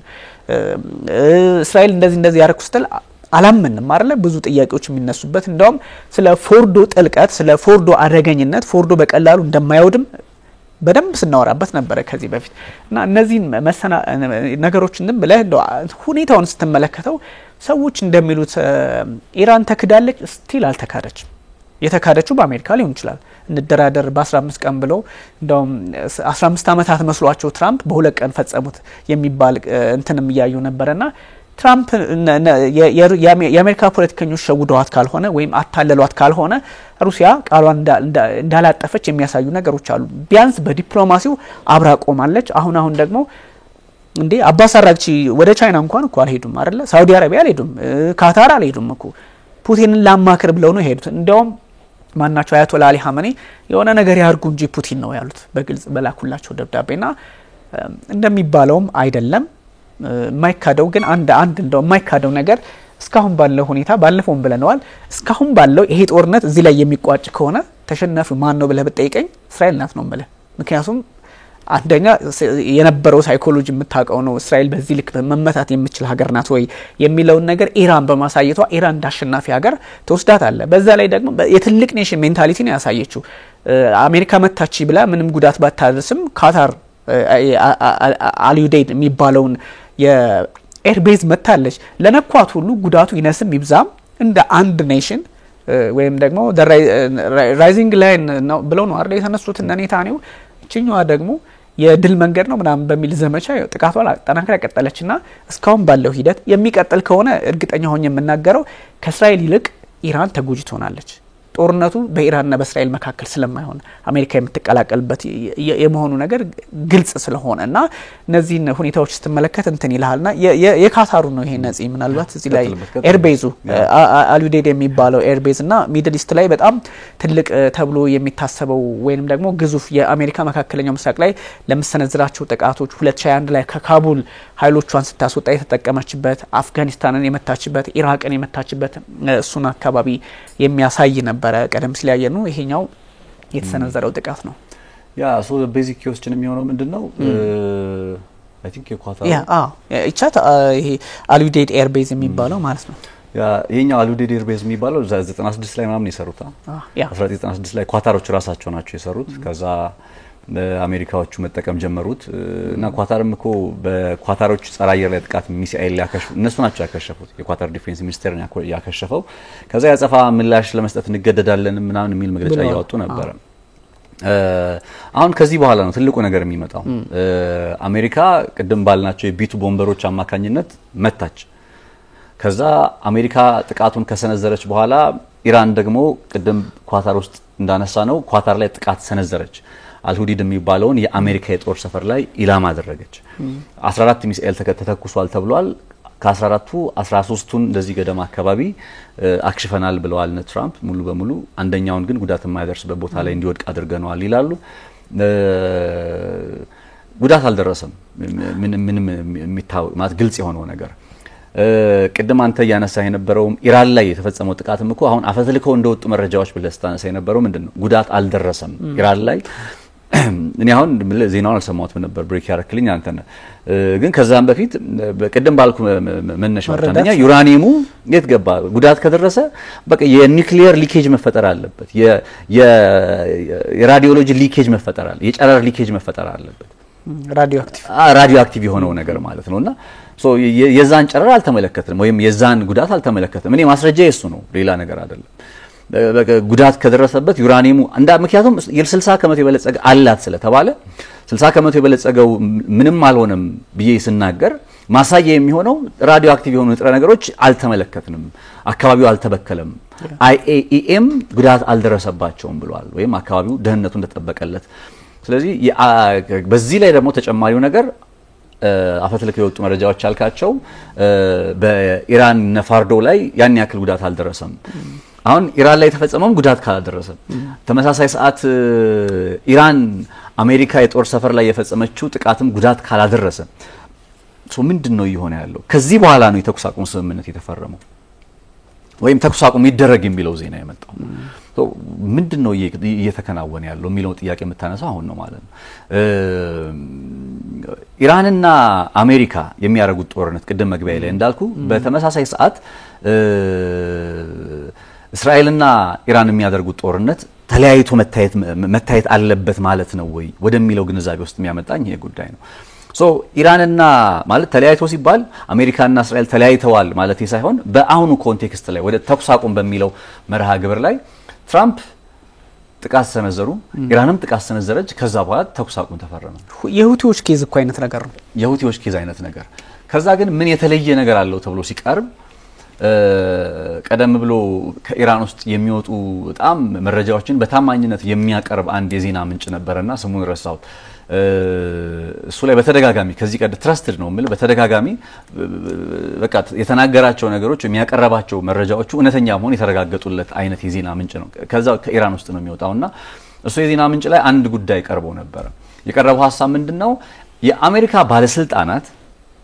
ለኢራን ባለስልጣናት ጥቃቱ ሊፈጸም እንደሆነ ቀድሞ አሳውቀው ነበር የሚል ጉዳይ ይዘው ወጥቷል ልክ ከዚሁ ጋር እኩል ተመጣጣኝ ልትል በምትችል መልኩ ደግሞ አሜሪካ በኢራን ጥቃት ሊፈጸምባት እንደሆነ ኳታር ውስጥ የሚገኘው የጦር ሰፈሯ ላይ ጥቃት ሊፈጸም እንደሆነ ቀድሞውኑ መረጃ ተሰጥቷል በደንብ አላችሁ that means እነዚህ ሀገራት ምንድነው ያደረጉት ማለት ነው ማለት የኢራን ባለስልጣናት ቀድሞው እንግዲህ አስወጡ በአይታሊ ምስል ላይ እንደተመለከተነው ቀድሞው ሲያስወጡ የሳተላይት ምስሎች አሉ የመሳሰሉት ነገሮች አሉ ሴንትሪፋጆችን ሲያጓጉዙ የሚያሳዩ ወደ ሌላ ቦታ ይዟቸው ሲሄዱ የሚያሳዩ እንግዲህ ቀድሞው ካልደረሱ በቀር በየትኛው ሰዓት በየትኛው ጊዜ ጂኦፖለቲካውን ውጥረቱን እንደዚህ ተመልክተው ልትገልጽ የምትችለው ነገር አለ ግን በቃ ከትራምፕ 15 ቀን ገደብ አስቀምጠዋል አይደል 15 ቀን ገደብ አስቀምጠዋል በዛ ሰዓት ግን ማናችንም ይሆናል ብለን ተጠብቀን አሜሪካ ጥቃት ልትፈጽም ትችላለች የሚለው ነገር እንዳለ ሆኖ የስለላ ሰዎች ጋር ራስን ያመጣጠንኩ አይደለም ግን ሁኔታው እንደዛ አልነበረም ሶ ምንድነው ተብሎ ሲገለጽ አሁን ቀድሞም የአሜሪካ ባለስልጣናት ወይም አሜሪካዎቹ ለኢራን ጉዳዩን በተመለከተ because በጣም ሪስክ ነው አሁን ራዲዮ አክቲቭ ንጥረ ነገሮቹ ላይ ጉዳት ቢደርስ ሊፈጠር የሚችለው አደጋ ከባድ ስለሆነ ይሄንን ቦታ እናወድመዋለን ከዚህ ቦታ ያላችሁን ጓዜ በተለይ ሴንትሪፋጅ የሚባል ዩራኒየሙን የበለጸገውን ዩራኒየም የሚያዝበት ከዛ ሴንትሪፋጅ የሚባል ቴክኖሎጂው ራሱ እና የበለጸገውን ዩራኒየም ራሱ እነሱን እንዲያጓጉዙ ነግረዋቸዋል ተብሎ ይገለጻል ልክ በዚሁ ተመሳሳይ ነው አሰም ታይም ደግሞ ኢራኖቹ ለኳታር ባለስልጣናትም አሳውቀዋል ለአሜሪካ ባለስልጣናትም አሳውቀዋል ስለዚህ ምን ያደረጉ ነው ያለው የሚለው ነገር ስትመለከት አሜሪካና ኢራን አንድ አሜሪካ ጥቃት ማድረስ እንደምትችል ነገሩ እየከፋ ከመጣ ጥቃት ማድረስ እንደምትችል በግልጽ አሳይታለች እንዳልኩ በጣም ማይት የሆነ ነው ይሄ በቃ ለቀልድ የምታስቀምጠው አይደለም በቃ አሜሪካ መሆኗን ያስመሰከረችበት አይነት በጣም የዓለማችን ውድ ወታደራዊ ዘመቻ ነው በየማስበው እነዚህ የዓለም ጦርነት የሁለተኛ ዓለም ጦርነት ቁጥራዊ መረጃዎችን እንደው ሳነጻጽርኳቸው ነው እንጂ ኢን ቢሊየን ዶላር ጥቅም ላይ የዋለበት አይነት ማለት አጠቃላይ ፕሮዳክሽን ኮስቱ እንደምትለው አጠቃላይ ኮስቱ ስንት ወጣበት ብለብት እንትን ብትል ኮንሲደር ብታደርግ የሚመጣው ቁጥር ነው ብዬ አስባለሁ። በጣም ኤክስፔንሲቭ ነውና ይሄን ያክል ጉዳት ይሄን ያክል አይነት ተልእኮ ፈጽሞ ያሳኩት ነገር ምንድነው ለኢራኖቹ መልእክቱን ያስተላልፉላቸው። ሶ የኢራን ባለስልጣናት ይሄንን ጉዳይ ቀድሞ አውቀው ከነበረ ቀድሞ አሽሽተዋል የሚለው ጉዳይ ያስማማናል። አሴም ታይም እነሱም ሲተኩሱ ደግሞ ለምንድነው አሁን አሜሪካ ጥቃቱን ስትፈጽም ቀድማ ማሳወቅ ያለባት? አንድ ሊደርስ የሚችል ጉዳትን ለመቀነስ፣ ሁለተኛ ነገር ደግሞ ሞር ኦፍ አቅምን ማሳየት ነው የፈለገችው። ነገሩን አሁን ሄዶ እኮ በድርድር እንደሚያልቅ እናውቃለን። አሁን ይሄኛው ነገር እኮ መቼስ ወደ ሶስተኛ የዓለም ጦርነት ተፋፍሞ ሊቀጥል የሚችልበት እድል በጣም አናሳ ነው። ከዚህ ቀደም ከነበሩት ውጥረቶችም አንፃር ምናምን ወይም የጦርነት የዓለም ጦርነት ኮዞች አንፃር ስታስተያየው፣ ስለዚህ የአሁኑ ጦርነት ላይ እና አሜሪካዎቹ ያሳኩት ነገር ምንድነው ስትል ጥቃት ማድረስ እንደሚችሉ አት ኤኒ ታይም በየትኛውም የዓለም ስፍራ ላይ አይ ዶንት ኖ እነ ቻይና 6 ጀነሬሽን ጄት ሰርተናል ይላሉ። ያ 6ኛው ጀነሬሽን ጄት አሁን እየሰራ በነገር ላይ በጣም አሮጌ ጄት ነው። አሁን አሜሪካዎቹ ቢቱ የሚባለው ቦምበር በጣም አሮጌ የሚባል ጄት ነው ካሏቸው ቴክኖሎጂዎች አንፃር። አሁን ቢቱኤስ ቢቱ ምናምን እንደዚህ ያሉ አፕዴት አድርገዋቸው አይ ቲንክ በ2027 ወር ምናምን አካባቢ ላይ ፌዝ አውት ያደርጋል ይሄኛው ጄት። ከ1990ዎቹ አጋማሽ ጀምሮ ጥቅም ላይ ሲውል የነበረ ጄት ነው። ኢራቅ ውስጥ ጥቅም ላይ ውሏል፣ አፍጋኒስታን ውስጥ ጥቅም ላይ ውሏል፣ የመን ውስጥ ጥቅም ላይ ውሏል። እንደው ስለማናቀውና በዚህ ደረጃ የሚያው ፕሮግራሞች ምናምን ሜቢ ድሮ ስላልነበሩ ነው ብለን እንግለጽ። ሶ አዲስ ሊመስል ቢችልም ቴክኖሎጂው ቢያስደንቅም ግን ነበረ ባለፉት አመታት። አሁን በሌላ እየተተካ ነው የሚለው ነገር እንዳለ ሆኖ ማለት ነውና ሶ አሜሪካ የትኛውን ቦታ ላይ ጥቃት ፈጽማለሁ የሚለውን ማስተላለፍ የፈለጉት መልእክት እሱን ነው። እሱን ማድረግ ችለዋል። ግን ጉዳት በማድረስ ረገድም ሊመጣ የሚችለው ጉዳት ብቻ ሳይሆን የኢራኖች አቅምም እጅግ ከፍ ያለ ነበረ ፋርዶ የተደበቀበት ስፍራ ላይ። ሶ ኢራኖችም ሲተኩሱ ቀድመው አሳውቀው ነበር። ለምን ሪስኩን ሚኒማይዝ ማድረግ አለባቸው። አሁን ጦርነቱን አባብሶ መቀጠል ለኢራኖች ታስበው ቅድም አንተ ምን አልክ? ተራዝሞ በቀጠለ ቁጥር ጦርነቱ ኢራን ላይ ሊደርስ የሚችለው ጫና አሜሪካና እስራኤል ተባብረው ኢራን ላይ እና ዩናይትድ ኪንግደም እኮ መርከባቸውን አስጠግተዋል ማለት የምዕራቡ ዓለም እየተጋገዘ ኢራንን ወደ አንድ ኮርነር ውስጥ አምጥቶ ሌላ ነገር ጫና ከሚያሳድርባት ለኢራን የሚሻለው ምንድነው? በምንም መልኩ ይሄንን ጦርነት ሊቋጭ የሚችልበትን መንገድ መፈለግ ነው። ከዛ ኃይልና አሰባስበ አማራጭን አሰባስበ አሁን ከየትኞቹ ስፍራዎች ላይ ጦርነቱ ይመጣል፣ ከየት እስራኤል ተተኩሳለች ምናምን የሚለው ነገር አይተሃል። ምን ያክል ተጋላጭ እንደሆኑ ተመልክተዋል። በዚህ ጦርነት ላይ ሞሳድ ምን ያክል ውስጣቸው እንደገባ እንዴት እንደሰለላቸው ተረድተዋል። እነዚህ ነገሮች ኔጌቲቭ ቢሆኑም ውጤታቸው ግን የሚማሩባቸው አይነት ነገሮች ናቸው። ስለዚህ ለእስራኤል ደግሞ ፕሩፍ አድርገዋል። እስራኤል ላይ ጉዳት ማድረስ እንደሚችሉ በግልጽ አሳይተዋል። ስለዚህ ከአሜሪካ ጋር ለምን ታባብሳለህ? ስለዚህ በተቻለ መጠን ጉዳቱን መቀነስ ነበረባቸው። ለአሜሪካ ባለስልጣናት ሊፈጽሙ የሚችሉትን ጥቃት አሳውቀዋል። ሶ የሚሳኤል ቴክኖሎጂዎቻቸውም ሬዲ ሆነው ጠብቀዋል። የኳታር ነች እንግዲህ ያከሸፈችው። ስለዚህ እነዚህ ጉዳቱ ያን ያህል ነው በሚለው ጉዳቱ ያን ያህል ነው በቃ አንዱ ሚሳኤል ነው እንዲያውም ወደ አቅጣጫውን እንዲስት አድርገው መሬት ላይ የፈነዳው እንጂ አብዛኞቹ አየር ላይ ነው የፈነዱት። ሶ ከዚህ በኋላ ነው እንግዲህ ድርድር የሚባለው ነገር የመጣው። ቀድሞም አሜሪካም ስትፈጽም ቀድማ አሳውቃ ከነበረ ኢራንም ስትፈጽም ቀድማ አሳውቃ ከነበረ ምን አይነት ተስፋ ነበራቸው ማለት ነው ሰዎች? ድርድር የሚባል ተስፋ እኔ ተስፋ ቆርጬ አላቅም ነበር። እስቲል ድርድርን በጥርጣሬ ነው የምመለከተው ዶናልድ ትራምፕ ስለሆነ። ግን አሁንም የሆነ ተስፋ አለ ማለት ነው እንድል አድርጎኛል ተኩስ አቁም ወደ ማድረግ ስለመጡ። ከዛስ ግን የትራምፕን ባለፉት ኢቭን ይሄ ጦርነት ላይ ኢራን ላይ ሲተኮስባት ከዛ በኋላ በጦርነቱ መካከል አሜሪካ ጣልቃ ስትገባ በቃ ድርድር አለ ብለን ተስፋ ያደረግን ነው ሲያታለሉን ሲሸውዱ ነው የነበረው በጣም አንፕሬዲክተብል ከመሆናቸው አንፃርና አሁንም በቃ በእርግጠኝነት የተኩስ አቁም ሂደት ተጠናክሮ ይቀጥላል የሚል ግብ የለኝም ወይም ሐሳብ የለኝም። ለምን ብትል እስራኤል ጉዳዩዋ የኢራን ኒውክሊየር ሳይሆን የኢራንን አገዛዝ መለወጥ ስለሆነ ብያስባለሁ። ያ ሜቢ የእንትኑ የዚህ የካታሩ ጥቃት ሲፈጸም በጣም እያዩ ነበር አፕዴቶቹን። እነ ብሪታንያ ሳይቀሩ እነ ፈረንሳይ ሳይቀሩ እዛ አካባቢ ዜጎቻቸውን ቀድሞ የኤምባሲ ሰዎችን መጠለያ ቦታ ወዳለበት ቦታ ስጋት ያለባቸው አካባቢዎች ላይ እንዳትሄዱ የሚል መግለጫ ሰጡ ነበር። ካታር አትሊስት ካታር መረጃው እንዳላት ምንም ጥያቄ የለውም። የአሜሪካ ኤምባሲ ሰዎችም በካታር ያለው በዛ ልክ ደግሞ ከኳታር አንፃር ስራቸው እንደሚሰሩ ይታወቃልና በኢራን ኳታር ምክንያቱም ኳታር ጋር መጣላት አንደኛ በዚህ ጦር ልክ ነው ባይዞይ በጣም ነው መጋራ ይሄን ነገር ሌላ ሐሳብ እየመጣብኝ ነበር ኳታር በዚህ ጦርነት ውስጥ ኳታር ላይ ጥቃት ተሰንዝሮ ይሄ አልዩዴድ የሚባለው ቦታ ላይ ጥቃት ተሰንዝሮ ሁላ at the same time ተደራደር ነበር የዚህ የተኩስ አቁሙ የመጣው በትራምፕና በኳታር አማካኝነት ነው so እንዳልከው what was going on there በጣም ጥያቄ ልታነሳበት የሚችለው ነገር ነው ግን ደግሞ በሌላ በኩል ደግሞ እንደ አሜሪካ ያሉ ኃይሎች ይሄን ሁሉ ሀብት አንቀሳቅሰው አስበዋል ሪስክ አይደለም የ2 ቢሊዮን ኃይል ቢቱ ቦምብ ላይ ይዘመታ 14 ባንከር ቦምብ ነው የወረወሩት ይሄን ሁሉ ኪሳራ ለመክሰር መልእክት ለማስተላለፍ ነው ወይ ብቻ ብለህ የምትወስደውም አይደለም ኤንድ ደግሞ መልእክትን ብቻም ባይሆን ለሁለት ጎራ ተከፍለው የአሜሪካ ፖለቲከኞች እንደዚህ የሚነታረኩበት ምክንያት ባልኖራቸው ላለው ዶናልድ ትራምፕ ሙሉ በሙሉ አጥፍተናል የሚል ሐሳብ ነው የሰጡት ሶ እንደዚህ አይነት ነገር ቀድሚያ ማስጠንቀቂያ ከሰጡ ባዶ መሬት ለመደብደብ ባዶ መሬት ለማጥፋት ከሆነ ይሄ ሁሉ ኢንቨስትመንት እኮ ነው እንደውም ምናልባት እንትን ካልሆነብን በስተቀር ዝም ብለን የአንድ የአፍሪካ ቀንድ ሀገር እንደው አለኝ ብሎ እንትን የሚል ብታነሳ ይሄን ሁሉ ኃይል አንቀሳቅሶ አመታዊ በጀቱ ይሄን ያህል ይሆናል ይልትላለኩ sometimes የዛማካል በያንዳንዱ ቢቱ ቦምበሮች አርጋ አሰበ በሱ ደሞ ሲሆን ሌላ ታሪክ ነው እንደው አይ ትልቅ ብርጌድ ነው የተንቀሳቀሰውና ከዛ አንፃር ስትመለከቱ ለምን ትላለ ግን በጣም ያንተ ሐሳብ በደንብ የገዛኝ ኳታር ራሷ ተመታ የአሜሪካ ኤርቤዝም ተመቱ በጣም በሚገርም ሁኔታ ራሷም ሉዓላዊነት ተደፈረ እያለች at the same time ከሆነ ሰዓታት በኋላ ተኩስ አቁም ብሎ ተገኘ አደራዳሪ ማን ነው ሲባል ነዱሃ ናቸው እነ ዋሽንግተን ናቸው እንዳልከው እንዲህ አይነት ጥያቄ ይሄ ነገር እስራኤልም እንደው እንዳይደብራት እስኪ እንዲ ማድረግ እንችላለን የሚለውና ሳይላት ምናምን ተባብሎ የሚመስል ነገር አለ ሞርግን ደግሞ ይሄን ሁሉ ሀብት ካንቀሳቀሱ ፎርዶ ምንም ሳያረጉት ለመውጣት ከሆነ 14 ባንከር ቦምብ ሞሮር ማለት ይሄን ሁሉ አውሮፕላን ማንቀሳቀስ ይሄን ሁሉ ክሩ መካከለኛው ምስራቅን እኮ ጸጥረጭ አረጉት ነው ማለት የምችለው እኮ እነሱን ስጋት ሁሉ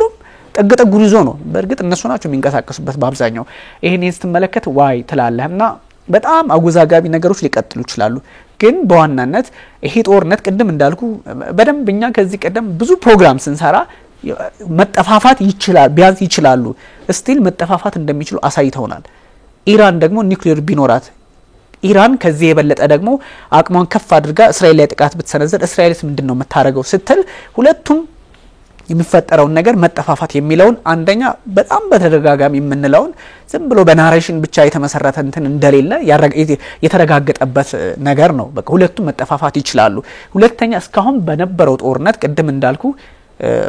ከላሸነፈ ሁሉ ቪክቶሪ ነው እነ መሐሙድ እነ ማናቸው ፐዘሽኪያን ተነስተው በቃ አሸንፈናል ነው የሚሉት እነ ጠቅላይ ሚኒስትር ቤንያሚን ኔታንያሁ ጎላችንን አሳክተናል ብለዋል አላሳኩም ያላሳኩበት ምክንያት አንደኛው እሺ የኒውክሌር ጣቢያዎቹ ፎርዶ ናታንዝ ኢስፋሃን ወድመዋል ተባለ አይደል እሺ ኦኬ ወደመ እሱ ሆነ ተባለ ቀጣይ ያለው ሬጂም ቼንጅ ነበር አይሆንም በቃ እንደማይሆን አረጋግጡላችሁ ስለዚህ አሳክቻለሁ ማለት ሳይሆን ሜቢ እስካሁን ባለው ሁኔታ አላሳኩም መደምደም ትችላለ ከዚህ በኋላ ግን ኢራን በጣም ዲፕሎማቲካሊ ዋይዝ ሆና ካልቀጠለች ከዚህ በኋላ የሚቀጥለው ጦርነት ዋጋ የሚያስከፍለው ደጋግመን እንደምንለው ኢራን ምክንያቱም አይሶሌት የተደረገች የመሄድ ድል እና ሩሲያም ቢሆን ስቲል ባላቸው አጋጣሚ በዲፕሎማሲው በጣም የረዷት ነው ኒውክሌር እስከ ማስታጠቅ የሚደርስ ሜንታሊቲ በሀገራት አለ የሚል ሐሳብ ሜድቬዴቭ ከሰጡ ደግሞ የሆነ አንዳች ነገር እንዳለ ያሳያል እና ቻይናም እጃቸውን አጣጥፈዋል ተቀመጡም ባለፈው በደንብ ያወራንበት ፕሌን የገባበትን 3-4 ሀገር አቆራርጦ ኢራን ገብቷል ተብሎ የወጣው መረጃም እሱም ቀላል አይደለም በመንግስታቱ ድርጅት ኢራንና ማናቸው ሩሲያና ቻይና በግልጽ ተቃውመዋል አግባብነት የሌለው ጥቃት ሰንዝራቸዋል ብሏል ማንንም አላረገውም ይሄን ስትመለከት ሌላ መልክ ሊኖረው ይችላል ሜቢ ከድርድሩ አንፃር ዶናልድ ትራምፕ ኦፍ ኮርስ የኖሚኔት ሆኑ እንደ ኖሚኔት ተደረጉ እንደ የኖቤል ፒስ ፕራይዝ እሱን የቀራቸው ተብሎ ይታሰባል እንግዲህ ብዙ ነገር አሳክተዋል ባይዞይ በታሪካቸው የአሜሪካን ፕሬዚደንት ናቸው ቱጃርም ናቸውና ሜቢ ከዚህ ስለ ድርድር ጉዳይ ሲወራ ተኩስ አቁምን ትናንት ያደረጉት ነገር ነበር እሱ ላይ አሁን ሐሳቡን የሰጡ ባሉበት ሰዓት ወደ አይ ቲንክ ወደ ሄግ ኔዘርላንድስ በመሄድ ላይ ያሉ ሀሳብ ሲሰጡ ነበር ምክንያቱም ተኩስ አቁሙን ካደረጉት በኋላ ሜቢ ድምጹን ልንሰማው እንችላለን ተኩስ አቁሙን ካደረጉ በኋላ እስራኤል ቀደም ባነሳነው መንገድ እስራኤልም ኢራንም እርስ በርስ ሰምባዲ ነው የተኮሰው ከሌኒያስ ቫዮሌት ያደረገው ተኩስ አቁሙን የሚሉ ጥያቄዎች ከተነሳ በኋላ ነው እሳቸው ማንንም ይሆን ማን እኛ ተኩስ አቁም መደረግ አለበት የሚል ሐሳብ እየሰጡ የነበረውና ሜቢ ንግግራቸው ለሁለቱም ሳይድ ነው የምትለው አይነት ቢሆንም ሜቢ ይሄ ነው እንግዲህ that have been fighting so long and so hard that they don't know what they're doing. Do you understand that? Yeah. ቃላቸው ከባድ ነው የተጠቀሙት መጨረሻ ላይ ያረጓት We basically have two countries that have been fighting so long and so hard that they don't know what they're doing. Do you understand that? ሁለቱ ሀገራት ባለፉት በርካታ አመታት ሲዋጉ ቆይተዋል ዛሬ ላይ ያደረጉ ያለው ነገር ምን እንደሆነ የማያውቁ ሀገራት ናቸው ብለው ተጠያቂነቱንም ሆነ ጥፋቱን ሁሉ የነሱ አድርገው ዶናልድ ትራምፕ ከደሙ ንጹህ ነኝ ብለው እጃቸውን ተጣጥበው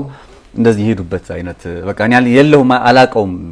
ኢራንና የእንትናን ጉዳይ የራሳቸው ጉዳይ ነው እንዴ እንደዛ ከሆነ ታዲያ ቢቱ ቦምበሮችን ይሄን ሁሉ ቢሊዮን የሆነ ዶላር ኢንቨስት አድርገው ከአሜሪካ እስከ እንትን ድረስ 38 ሰዓት ሙሉ 37 ሰዓት ሙሉ ጀቶችን አምዘግዝጎ ለምላካችሁ ምንም አይመለከተው ከሆነ የሁለቱ ሀገራት ጉዳይ ብቻ ከሆነ ለምን ተላኩ እነዛ ቢቱ ቦምበሮች አሁን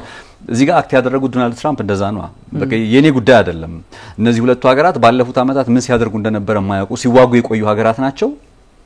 አሁንም ምን ያከናወኑ እንደሆነ የሚያውቁ ሀገራት አይደሉም ብለው ነው ጥለው ሄዱት ሞር ዶናልድ ትራምፕ ስለ ፒስ ፕራይዝ የሚያወራ ነበር አይደል ስለ ኖቤል ፒስ ፕራይዝ በጣም ይከጅሉታል ይሄኛውን የሰላም ኖቤል ሽልማት መሸለምንና አሁንም እንደዚህ አይነት ጥቃት አድርሰ እውነት ለመናገር እኮ ኢራን ላይ የተፈጸመው ጥቃት አሁን ኢራን ኒውክሊየር አላት የላትም በሚለው ላይ ይፋዊ መረጃዎችን እንውሰድና በይፋዊ መረጃ የላትም ኒውክሊየር ጦር መሳሪያ እሷም እንዲኖረኝ አልፈልግም ምትል ሀገር ነች ሶ ኒውክሊየር ፓወርድ በሆኑ ግን ኒውክሊየር አለን በሚሉ ሁለት ሀገራት ነው ጥቃት የተፈጸመባት አሜሪካና እስራኤል ሁለቱንም ሀገራት ቀድማ አላጠቃችም በነገር ላይ ይሄ የዌስተርኑ ሚዲያ በጣም ብዙ ጊዜ የሚያቀርብበት መንገድ አለ አንድ የአልጀዚራ ጋዜጠኛ የነበረ ዜቲዮ የሚባል የዩቲዩብ አካውንት ላይ የሚሰራ ጋዜጠኛ አለና በጣም የሞገታቸው ነበር ከዚህ አንፃር it makes sense በጣም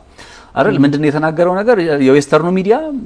ኢራንን ነው ጥፋተኛ አድርጎ ስቲል ያቀርባል ያለው ግን የሚረሳው ነገር ምንድነው መጀመሪያ በአሁኑ ጦርነት ላይ ኢራን ነች የተኮሰች ማለት እስራኤል ነች የተኮሰችው ኢራን ላይ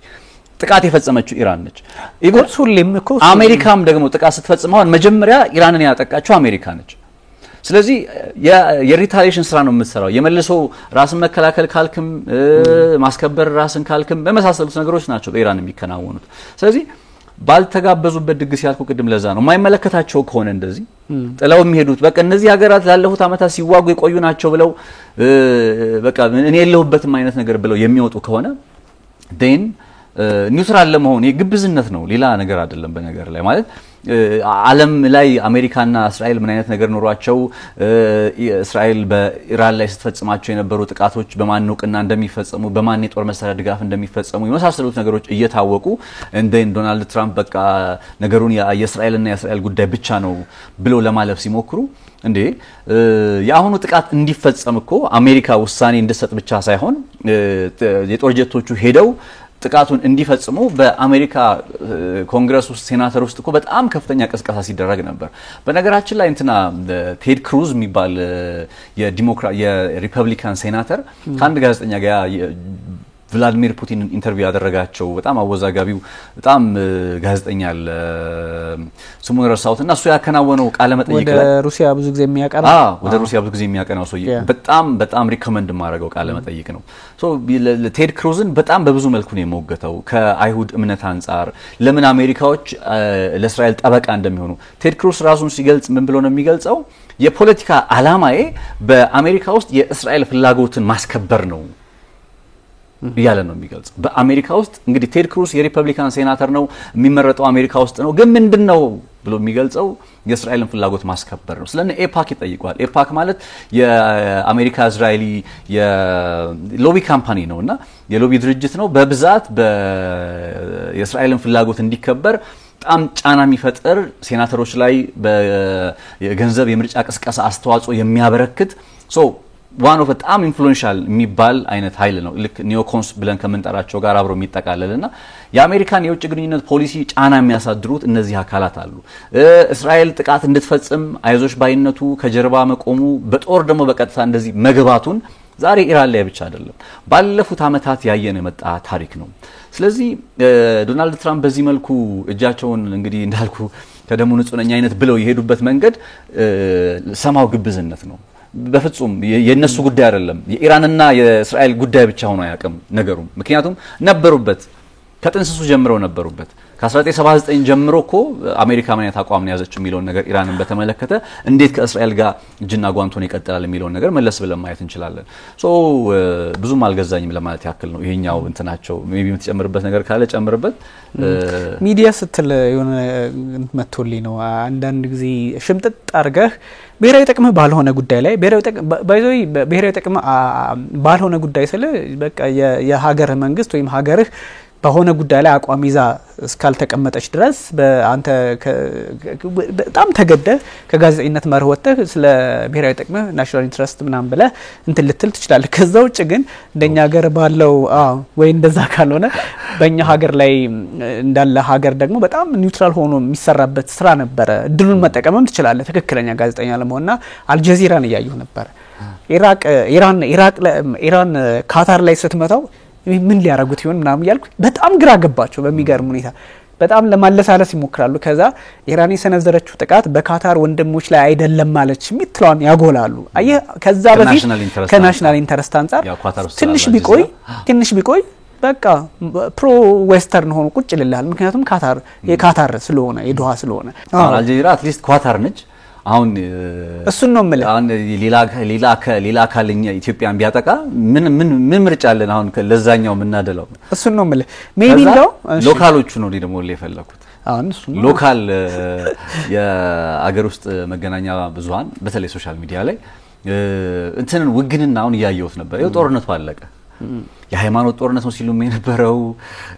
ሰማው አለቀ this part አለቀ አሁን ለምን ዶርማንት ሆኖ ሊቀጥል ይችላል ባለፈው እንዳልነው ግን ብዙ በቃ እስራኤል እንደዚህ ሆነች እንግዲህ አሜሪካ እምለ ኢራን በቃላት በአሜሪካ ልትመታ ነው በቃ እንዲህ ልትል ነው ምናምን ብዙ አይነት ሐሳብ ሲነሳ ነበርና እኔም ምን ብዬ ነበር መሰለ አሜሪካ ምላሽ የምትሰጥ ይመስለኛል ብዬ ነበር ወዲያው ጥቃቱ እንደተሰነዘረ ምላሽ ካልሰጠሽ ግን ወይ ምላሽ አልሰጥም ካለችን በተወሰነ መልኩ ድርድር የሚለው ነገር ላይ ተስፋ እናደርጋለን ይሄ ላይቭ ስለ የነበረ ነገር ስለነበር ማንንም ሊያገኘው ይችላል በጣም አቃለው ልፈልግ አይደለም ግን ወገንተኛ ለመሆን ሞክሬ አላቅም በእንደዚህ አይነት ጉዳይ ያው ለእስራኤል በወግን ለኢራን በወግን ምን ጥቅም አገኛለሁ ቀደም ግን ለፈለኩት ሎቢ ድርጅቶቹን ያነሳን ስለነበረ ለሎቢ ድርጅቶቹ በጣም ፕራውድ መሆንበት አንድ ነገር ምንድነው ይሄንም እዚህ ስራ ላይ ስሰራ በየትኛውም አይነት መልኩ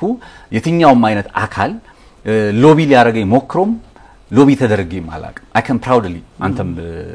ላንተም ጭምር መናገር እችላለሁ የኛን ጉዳይና ሶ በጣም ጥንቃቄ ይፈልጋል ምንም እንኳን የዓለም የኃይል አሰላለፍ ላይ እየሰራም ቢሆንም ግን ደግሞ ኦፒኒየንን የዓለምን አስተሳሰብ መቆጣጠር የሚለው ነገር ቀላል ነገር አይደለም እዛ አሜሪካ ውስጥ ብቻ የሆነ ነገር ሰርተ መጨረሰው አይደለም ብራንች አላቸው ሎቢ ድርጅቶቹ በቃ አንድ በጣም ወዶ መጽሐፍ አለ ስለ how the Israel lobbies control የአሜሪካን የውጭ ግንኙነት ፖሊሲ በሚል ጆን መርሻይመር የሚባል ሰው የፕሮፌሰር የጻፉትና በቃ ከላይ ከአሜሪካ ጀምሮ እስከ አፍሪካ everywhere how it works ማለት ነውና ይሄኛው እንደዚህ አይነት ነገሮች ቪክቲም ላለመሆን በጣም ጥንቃቄ ይፈልጋል የሚለውን ሐሳብ እሱን የኛ ሀገርን እኮ ጉዳይ አይተነዋል አይደለ ሪሊጂየስ ነው ወይ ይሄ ጉዳይ ሲባል በተለያየ አቅጣጫ በራሱ ሃይማኖትም ሳዳም ሁሴን እኮ ኢራንና እስራኤልን እኮ ሲጠሯቸው እኮ ተመሳሳይ ስም ነበር እኮ የሚሰጧቸው ምን ያህል የተጣሉ እንደሆነ ሁለቱም ሳዳም ሁሴን እንግዲህ ሲባል ሰዎች በቃ ሳዳም ሁሴን አሸባሪ ሳዳም ሁሴን ሙስሊም ሳዳም ሁሴን እንዲህ ነው ምናምን ብሎ አንዳንዱ የሙጃሂድን ወይ የነጻነት ታጋይ በተለያየ ጎራ ነው የሚከፈለው ጽንፉ የተለያየ ነው ሰው ሳዳም ሁሴን እስራኤልንም አልማራትም ኢራንንም አልማራትም ስለዚህ አንዳንዴ ፐርፐዞች ሪሊጂየስ አይደሉም ያው የኛ ሀገር የምታቀው ስለሆነ ብዙ እንደውም እኮ የኛን እየቆረጡ የኛ ብዙ ጊዜ እንደውም አሁን ወደ ራሳችን መጣን እንጂ አንተ በሆነ አርጊውመንት ካለ በሚቀጥለው ደግሞ ያን አርጊውመንት በዚህ መንገድ ብታዩ ትለኛለህ አይደል እኔም እንደዛ አረጋለሁ then በሚቀጥለው ማየት ያለበትን ሰው የመጀመሪያውን ያወጣና ከዛም በኋላ ያለው ሰው አንሻፋ ያቀርብልሃል ኖርማሊ ከሶሻል ሚዲያ ፐርፐዝም ከምንም አንፃር ሊጠቀሙ ስለሚችሉ ምን ልፈልጌ ነው ሚዲያዎች የኛ በጣም እድሉ አለን በቃ ነፃ ሆኖ ለመስራት እድሉ አለን ካልደገፍክለት ነፃ ላስመስሎት ይችላል ብዙ ሰው ከዛ አንፃር ነው አልጀዚራን ያነሳውልህ አልጀዚራ የሚዘግባቸውን አዘጋግቦች ሚድል ኢስት ላይ ሞር ወዴት እንደሆነ በደንብ ይታወቃል ፍትሃዊ ነው አይደለም የሚለው እንዳለ ሆኖ እነ ሲኤንኤን ምናምን ያላቸው አቋም ይታወቃልና ይሄኛውን ጉዳይ ባላንስ ለማድረግ የሄድበትን ርቀት ነው ማለት በካታር ወንድሞች ላይ የተሰነዘረ ጥቃት አይደለም አለች የሚለው ለማጉላት መሀል ላይ ተቸገሩ ምንም ማድረግ አይቻልም ግን ጥቃቱን የካታርን መከላከያ ጥንካሬ ማውራት ጀመሩ ይሄ የብሔራዊ ጥቅምም አንፃር ሊሆን ይችላል አንዳንዱ እንዲ ፍሪ ሜዳ ከተሰጠ በኋላ ግን ባንዱ ጎራ ውስጥ ገባለ ለማለት ነው ሞር አክቹሊ ባላንስ የሚለው ነገር ብዙ ጊዜ ሰዎች ጥያቄ ያነሳሉ ባላንስ በዛ ልክም ስለምንሰራ ነውና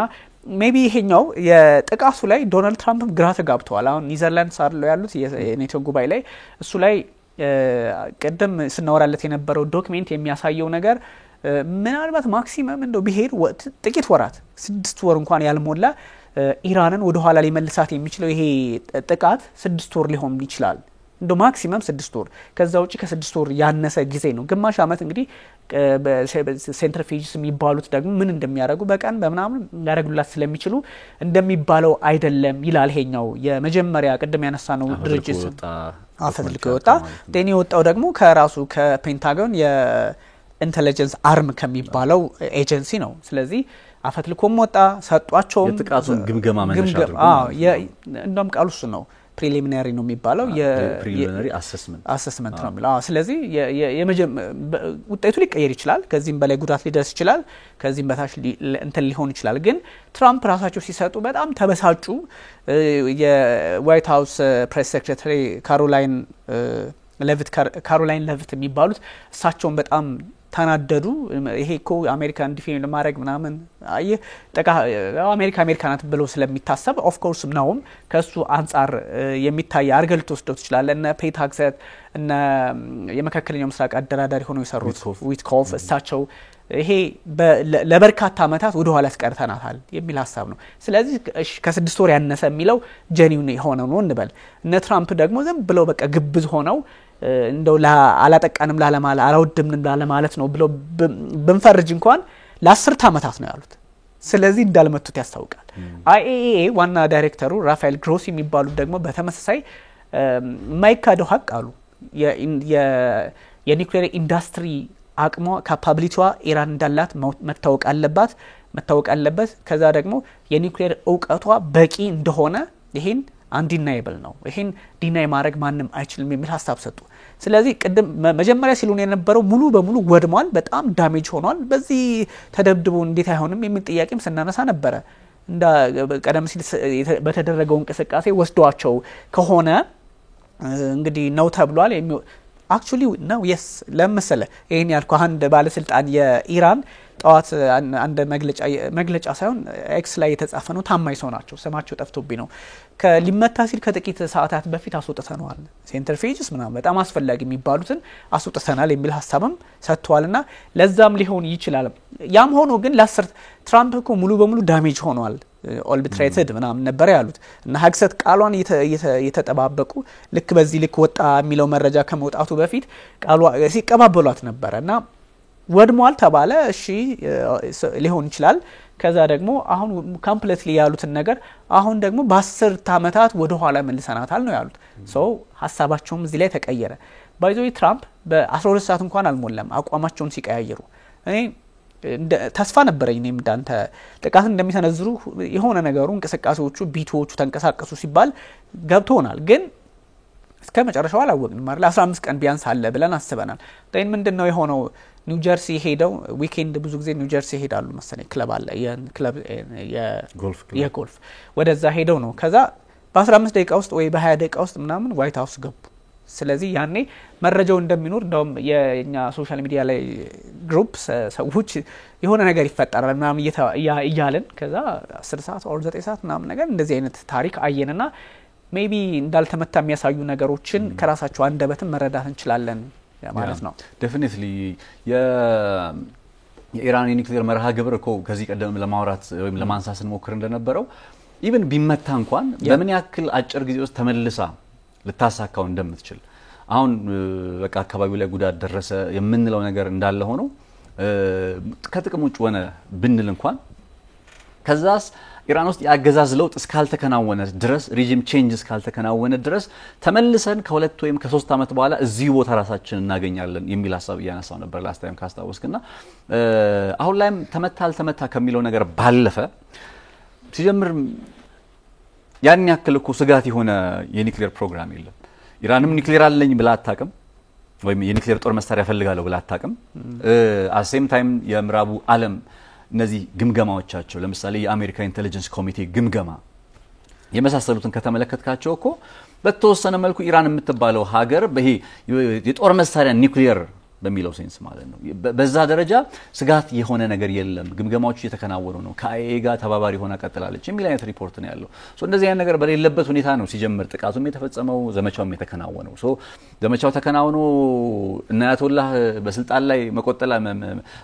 መቀጠላቸው ተረጋግጦ እነ ዶናልድ ትራምፕ በአያቶላህ መካከልና በእነንትና መካከል በእስራኤል መካከል የድርድር ሂደት እንዲጀመር አድርገው ተኩስ አቁም እንዲመጣ ለአንድ ቀንም ይሁን ለ30 ደቂቃም ይሁን አንድ ግን ሲምቦሊካሊ የሚወክልልህ ነገር አለ አይደለ የሶቨርኒቲን ማክበር የሚባል ነገር የዛችን ሀገር ሉዓላዊነትና መሪዎቿን ማክበር አንዲት ሀገር የምትባለው ሀገር እንዳጠቃላይ ሶቨርኒቲዋ ሉዓላዊነቷ ሲከበር መንግስት ሲኖራት ህዝብ ሲኖራት ቴሪቶሪ ሲኖራት አይደለ ያንን ነገር ባከበረ መልኩ ከኢራን ሰዎች ጋር ቁጭ ብለው መጨረሻው እንደዛ ነው የሆነው መጀመሪያ አጀማመራቸው እኮ እንደዛ አይመስልም በቃ እንደፈለግን አድርገን ባጭር ጊዜ ውስጥ ነገሮችን ጨርሰን እንወጣለን ብለው ነበር ያሰቡት አይደለ ግን እንደዛ ሳይሆን ቀርቶ ደግሞ መጨረሻ ላይ በተኩስ አቁም ነው የተጠናቀቀው በስምምነት አይደለም በነገር በተኩስ አቁም ተኩስ ለማቆም ነው የተስማሙት እንጂ ጦርነቱን ለማቆም አይደለም የተስማሙት ሶ ይሄ ነገር ምንድነው የሚያሳይ ስትል በቀጣይ የኔታንያሁ አስተዳደር ቢካዝ ላለፉት 20 አመታት እኮ ሲለፋበት የነበረ ፕሮጀክት ነው ይሄ በቃ ሪጂም ቼንጅን በመካከለኛው ምስራቅ የምትቀረው ሀገር ኢራን ነች ኢራን አገዛዙ ነው ለእስራኤል እንደ ደህንነት ስጋት የሚቆጠረው ይሄንን ከተሳሳትኩኝ ልታረም ግን ታልተሳሳትኩም በእርግጠኝነት በተደጋጋሚ ጠቅላይ ሚኒስትር ቤንያሚን ኔታንያሁ ሲናገሩም ሰምቻቸዋለሁ የጠቅላይ ሚኒስትር ቤንያሚን ኔታንያሁ አስተዳደር የነ አያቶላህ አስተዳደርን እንደ ደህንነት ስጋት ይመለከታል ለምን ሽብርተኝነትን ይደግፋል አክሲስ ኦፍ ሬዚስታንስ የሚባሉትን እነ ሃውቲን እነ ሂዝቦላህን ይደግፋል ኦብቪየስሊ ይደግፋል ሶ በግልጽ ፊልምና ምን ረዳቸው ነገሮች አሉና ይሄ እንደ ደህንነት ስጋት የሚቆጠር አስተዳደር በስልጣኑ መንበሩ ላይ መቀጠሉ እየታየና እየተረጋገጠ ጦርነቱ አለቀ የሚል ድምዳሜ ላይ እንሄዳለን ብዬ አላስብም ጦርነቱ ጋባለ ብንል ደስ ይለኛል ከዛ ሲቀጥል የትራምፕ አንፕሬዲክታቢሊቲ አለ የትራምፕ በቃ ተገማች አለ መሆን ስሜት አለ በተወሰነ መልኩ ተረዳዋቸው ስትል በተወሰነ መልኩ የድርድር ዝንባሌ ያመጡ ነው ብለ ስትል እሁድ ድርድር እየተጠበቀ ነው እሁድ የኢራንና የአሜሪካ ባለስልጣናት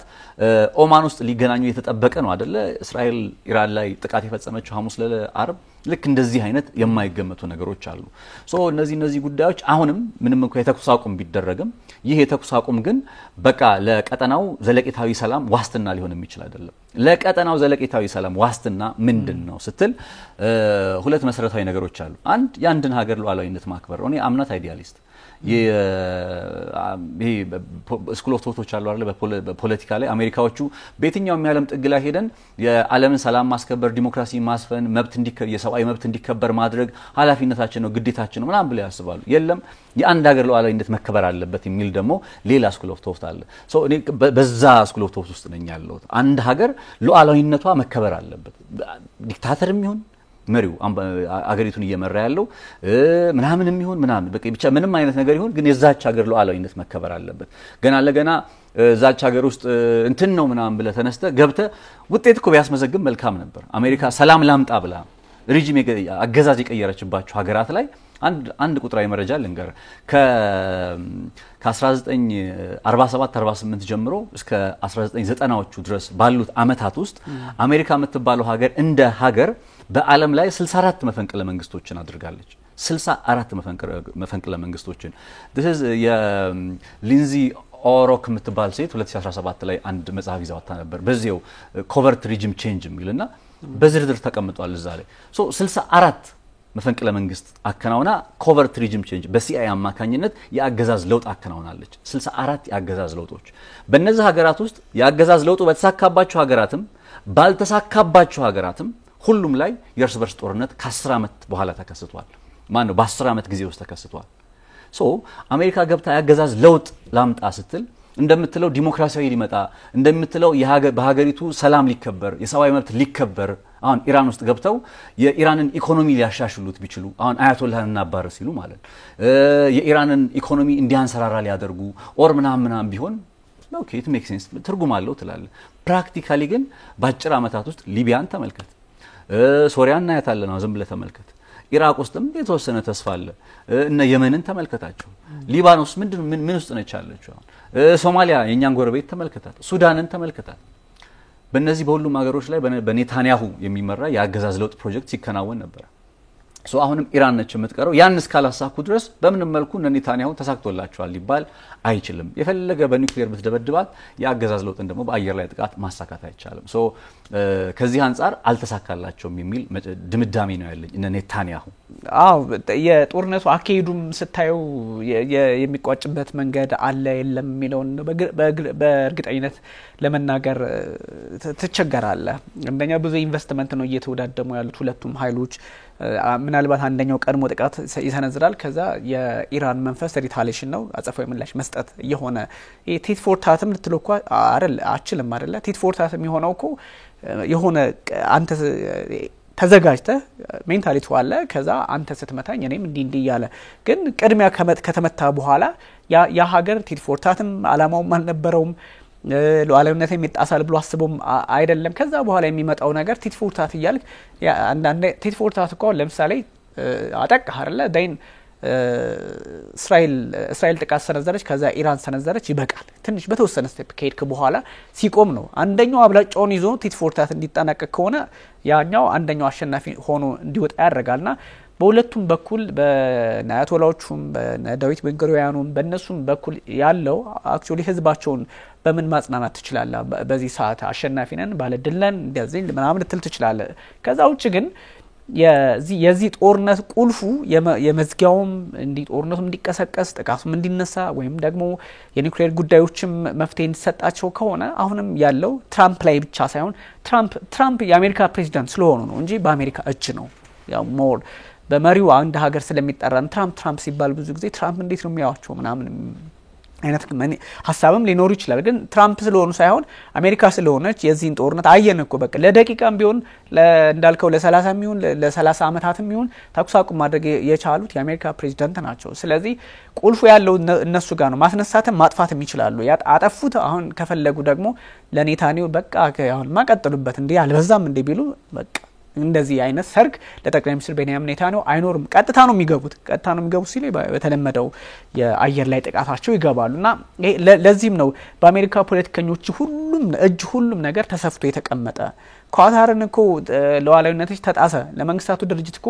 ሉዓላዊነቴ ተጣሷል አግባብ ባለው መንገድ እኔም ምላሽ መስጠት መብቱ አለኝ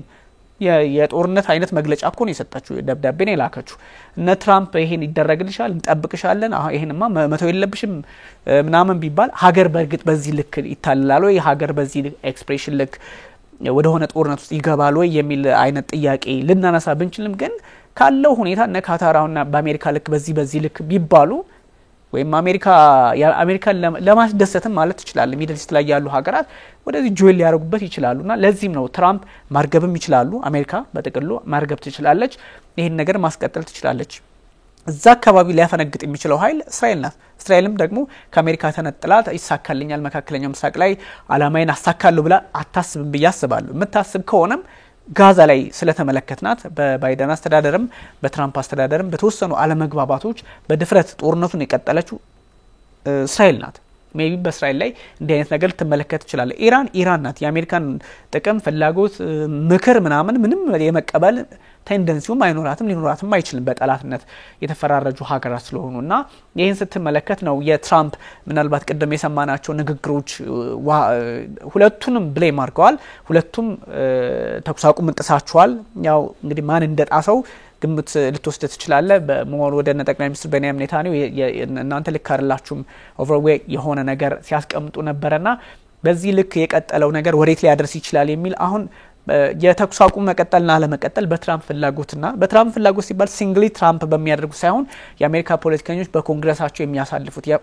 ያው ተቃውሞ አለ ዴሞክራቶቹ አካባቢ በተለይም ሪፐብሊካኖቹ ላይ እየሰማው ነበር አንደኛ የኮንግረሱን ስራ ነው የወሰዱት እሳቸው ዩኒላተራሊ ማዘዝ አይችሉም እንዲህ አይነት ጥቃት ሲሰነዘር የሚል ጥያቄ አመጡ አንዳንዴ ደግሞ የፕሬዚደንሻል ኦርደር የሚባል አካሄድ አላቸው ኤክስኪዩቲቭ ምናምን ብዙ ስቴፕ ስላለው በዛ መንገድም አለ ግን ዞሮ የአሜሪካ ህግ ብዙ ዋይድ ስለሆነ አንተ የምታረገው ነገር ሁሉ ካልተስማሙበት የሆነ አንቀጽ ይመዘዝልሃል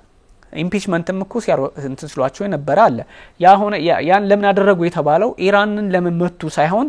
የኛን ኃላፊነት ለምን ወሰዱ አይነት ነገር ነው ያለውና አሜሪካ ላይ ያለውን ጥቅሉን ፍላጎት ያሳያል የሰው ሀገር ሉዓላዊነት መጣሳችሁም ተብለዋል ይባላሉ ይከሰሳሉ ግን ለምን ጣሱ ምናምን የሚለው ነገር ደግሞ ተመልሰው ሲያዩት ደጋረጉ የሚለው አይነት ነገርም ሊፈጠር ይችላል ግን ብዙ ነገሮች ላይ አሁን ባለው ሁኔታ ቀደም እንዳነሳውል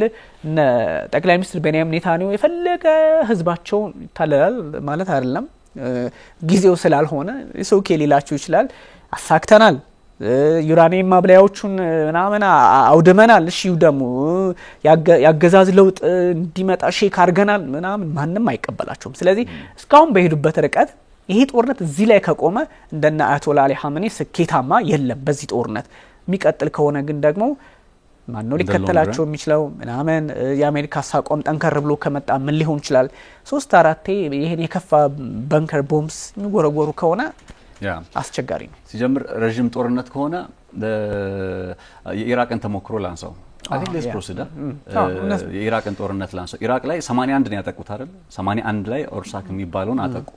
ኒውክሊየር ማብለያ ጣቢያ መምታት ብለው ነው እስራኤሎች የ81 ኢራቅን ሲያጠቁ ማለት ነው ከዛ ያንን የኢራቁን ኦርሳክ የኒውክሊየር ማብለያ ፕሮግራም ያለበትን ስፍራ ካጠቁ በኋላ ሳዳም ሁሴን በቀጣዮቹ አመታት ለኒውክሊየር መርሃ ግብር የሚያወጡትን በጀት በ4 እጥፍ ነው ያሳደጉት like for 4 ዓመት በ4 እጥፍ ማለት ነው እስከምን ድረስ ቀጠሉ እስከ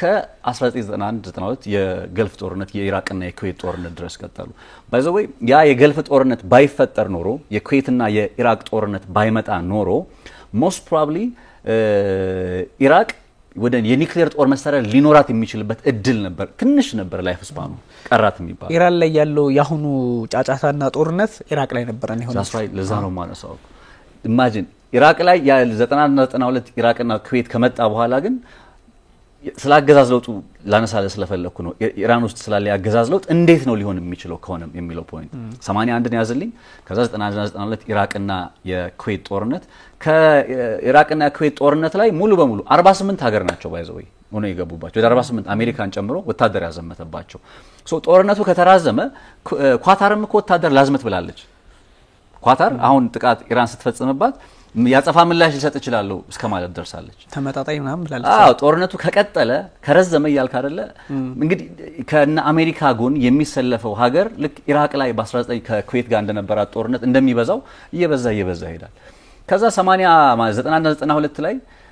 ኩዌት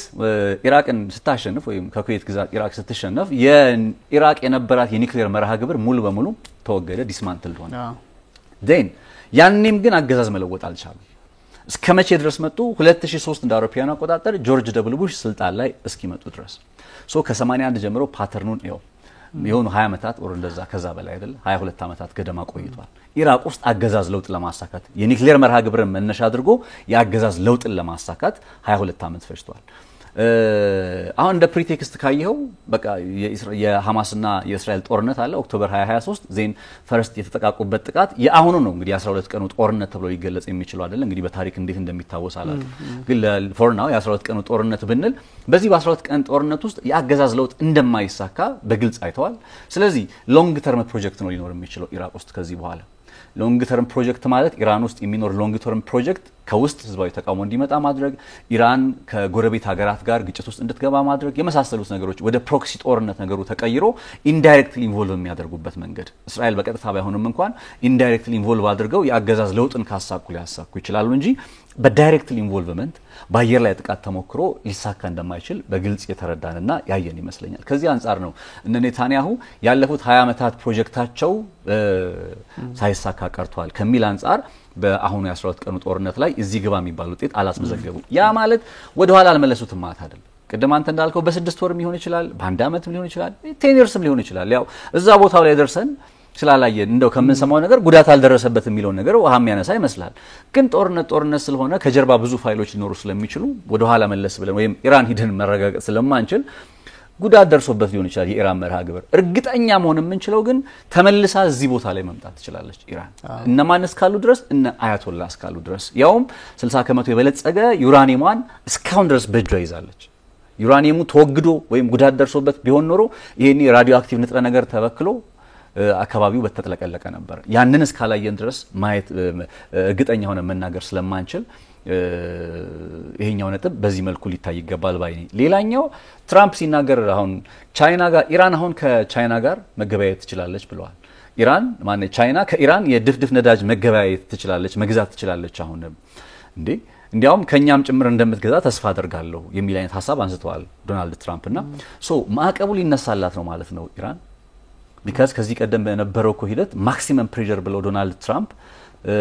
በኢራን ከየትኛውም ሀገር ጋር የነዳጅ ግብይት አይደለም ምንም ግብይት አታረግም ብላ በጎስት ፍሊት ነበር ኢራን በድብቅ ስትሸጥ የነበረው። አሁን ከቻይና ጋር ትገበያይ ማለት ማዕቀቡ እየተነሳ ነው ማለት ነው የሚለውን ጥያቄ እንዲሆን እንዳስበው አድርጎኛል። ግን በደንብ ጠለቅ ብያለ ነበርኩበት እውነት ለማናገር እንደዛ ስታስብ ደግሞ ይሄ ማዕቀቡ የሚነሳላት ከሆነ በእርግጥ የኒውክሌሮቹ ጉዳይ ደግሞ አበቃላቸው እንደሚል ጥያቄም ታነሳለ። በመመታቱም ይሁን መመታቱ በኮቴሽን ውስጥ ይቀመጥና ድርድሩ በእርግጥም እንግዲህ ትራምፕ ግልጽ የሆኑ ፕሮፖዛሎችን በደንብ ማየት አልቻልንም። አጋጣሚ ያልወጡልን በደንብ ይሄ በዚህ የሚወጡ አሉ። ያው ለሚዲያችን ብዙ እንትን አይልም ለኛ ፕሮፋውንድ የሆነ ነገር ስለሚያስፈልገን ይሄ ምን አስበው ነው ተኩስ አቁሙንስ በዚህ ፍጥነት ያደረጉት? በ12 ሰዓታት ውስጥ ኢራንን መቱ። ከዛ ደግሞ እንደዚህ በሆነ አጋጣሚ ተፈጠረ። እስራኤል ደግሞ ኢራን ደግሞ ምላሽ ሰጠች ወደ ካታር። ከዛ 6 ሰዓት 7 ሰዓት ውስጥ እንደዛም አይሆንም። በዛ ውስጥ ደግሞ ለምን ሆነ አያስፈልግም ጦርነት ከዚህ በኋላ ተኩስ አቁም የሚል ነገር አመጡና ሜቢ ይችኛው ሐሳብ ካለች የኒውክሌር ጉዳይ በድርድር መንገድ ሊቋጭ ይችል ይሆን የሚቋጭበት ከምን ያክል ድረስ ኢንሪችመንት ተፈቅዶላቸው ሊሆን ይችላል። ዞሮ ድርድሩ ኦልሞስት አብቅቶለት ሊሆን ይችላል ወይ ደግሞ በሌላ አይነት መንገድ ለኃይል እንጠቀማለን የሚሉትን ነገር አሳክተው እንዲሄዱም ተደርጎ ታስቦ ያው ትንሽ ጠንከር ያለ ልውውጥ ላይ ኖራቸው ይችላል በዚህ ጉዳይ ላይ እንደዚህ አይነት ነገር ተፈጥሯል። ግን ብቻ አፍታ የተወሰደበት የፖለቲካ ምህዳር ምዕራፍ ምናምን አይተናል መካከለኛው ምስራቅ ላይና ሜቢ የቀዳሚው ፕሮግራማችን ደግሞ አሁን ያነሳናቸውን ጉዳዮች በደንብ ማስረጃ አድርጎ ሊያቀርብ የሚችል አዲስ ነገር ኖሮ ደግሞ በዛ አዲስ ጉዳይ ላይ ሄድ መለስ ያለ ልናነሳ የምንችልበት ከዛ ውጭ ደግሞ ዓለማችን ላይ በጣም የተለየ ነገር ተፈጥሮ ሌላ ጉዳይ ላይ ትራምፕ ድጋሚ ኢራንን መተውም ሊሆን ይችላል of course we don't know እንደዚህ አይነት ጣጣ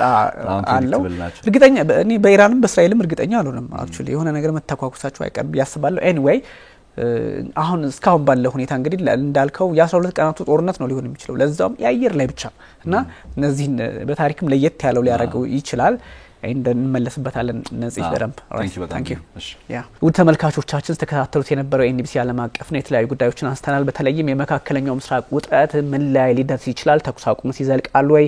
ጠቅላይ ሚኒስትር ቤንያሚን ኔታንያሁ አሳክቷል ወይስ አላሳኩም የሚለውን ሐሳብ በስፋት ተመልክተናል። እንደተለመደው ነጻነት ላቀውና ቢኒያም ካሴ አብረናችሁ ቆይታ አድርገናል። ቸር ጊዜ ይሁንላችሁ።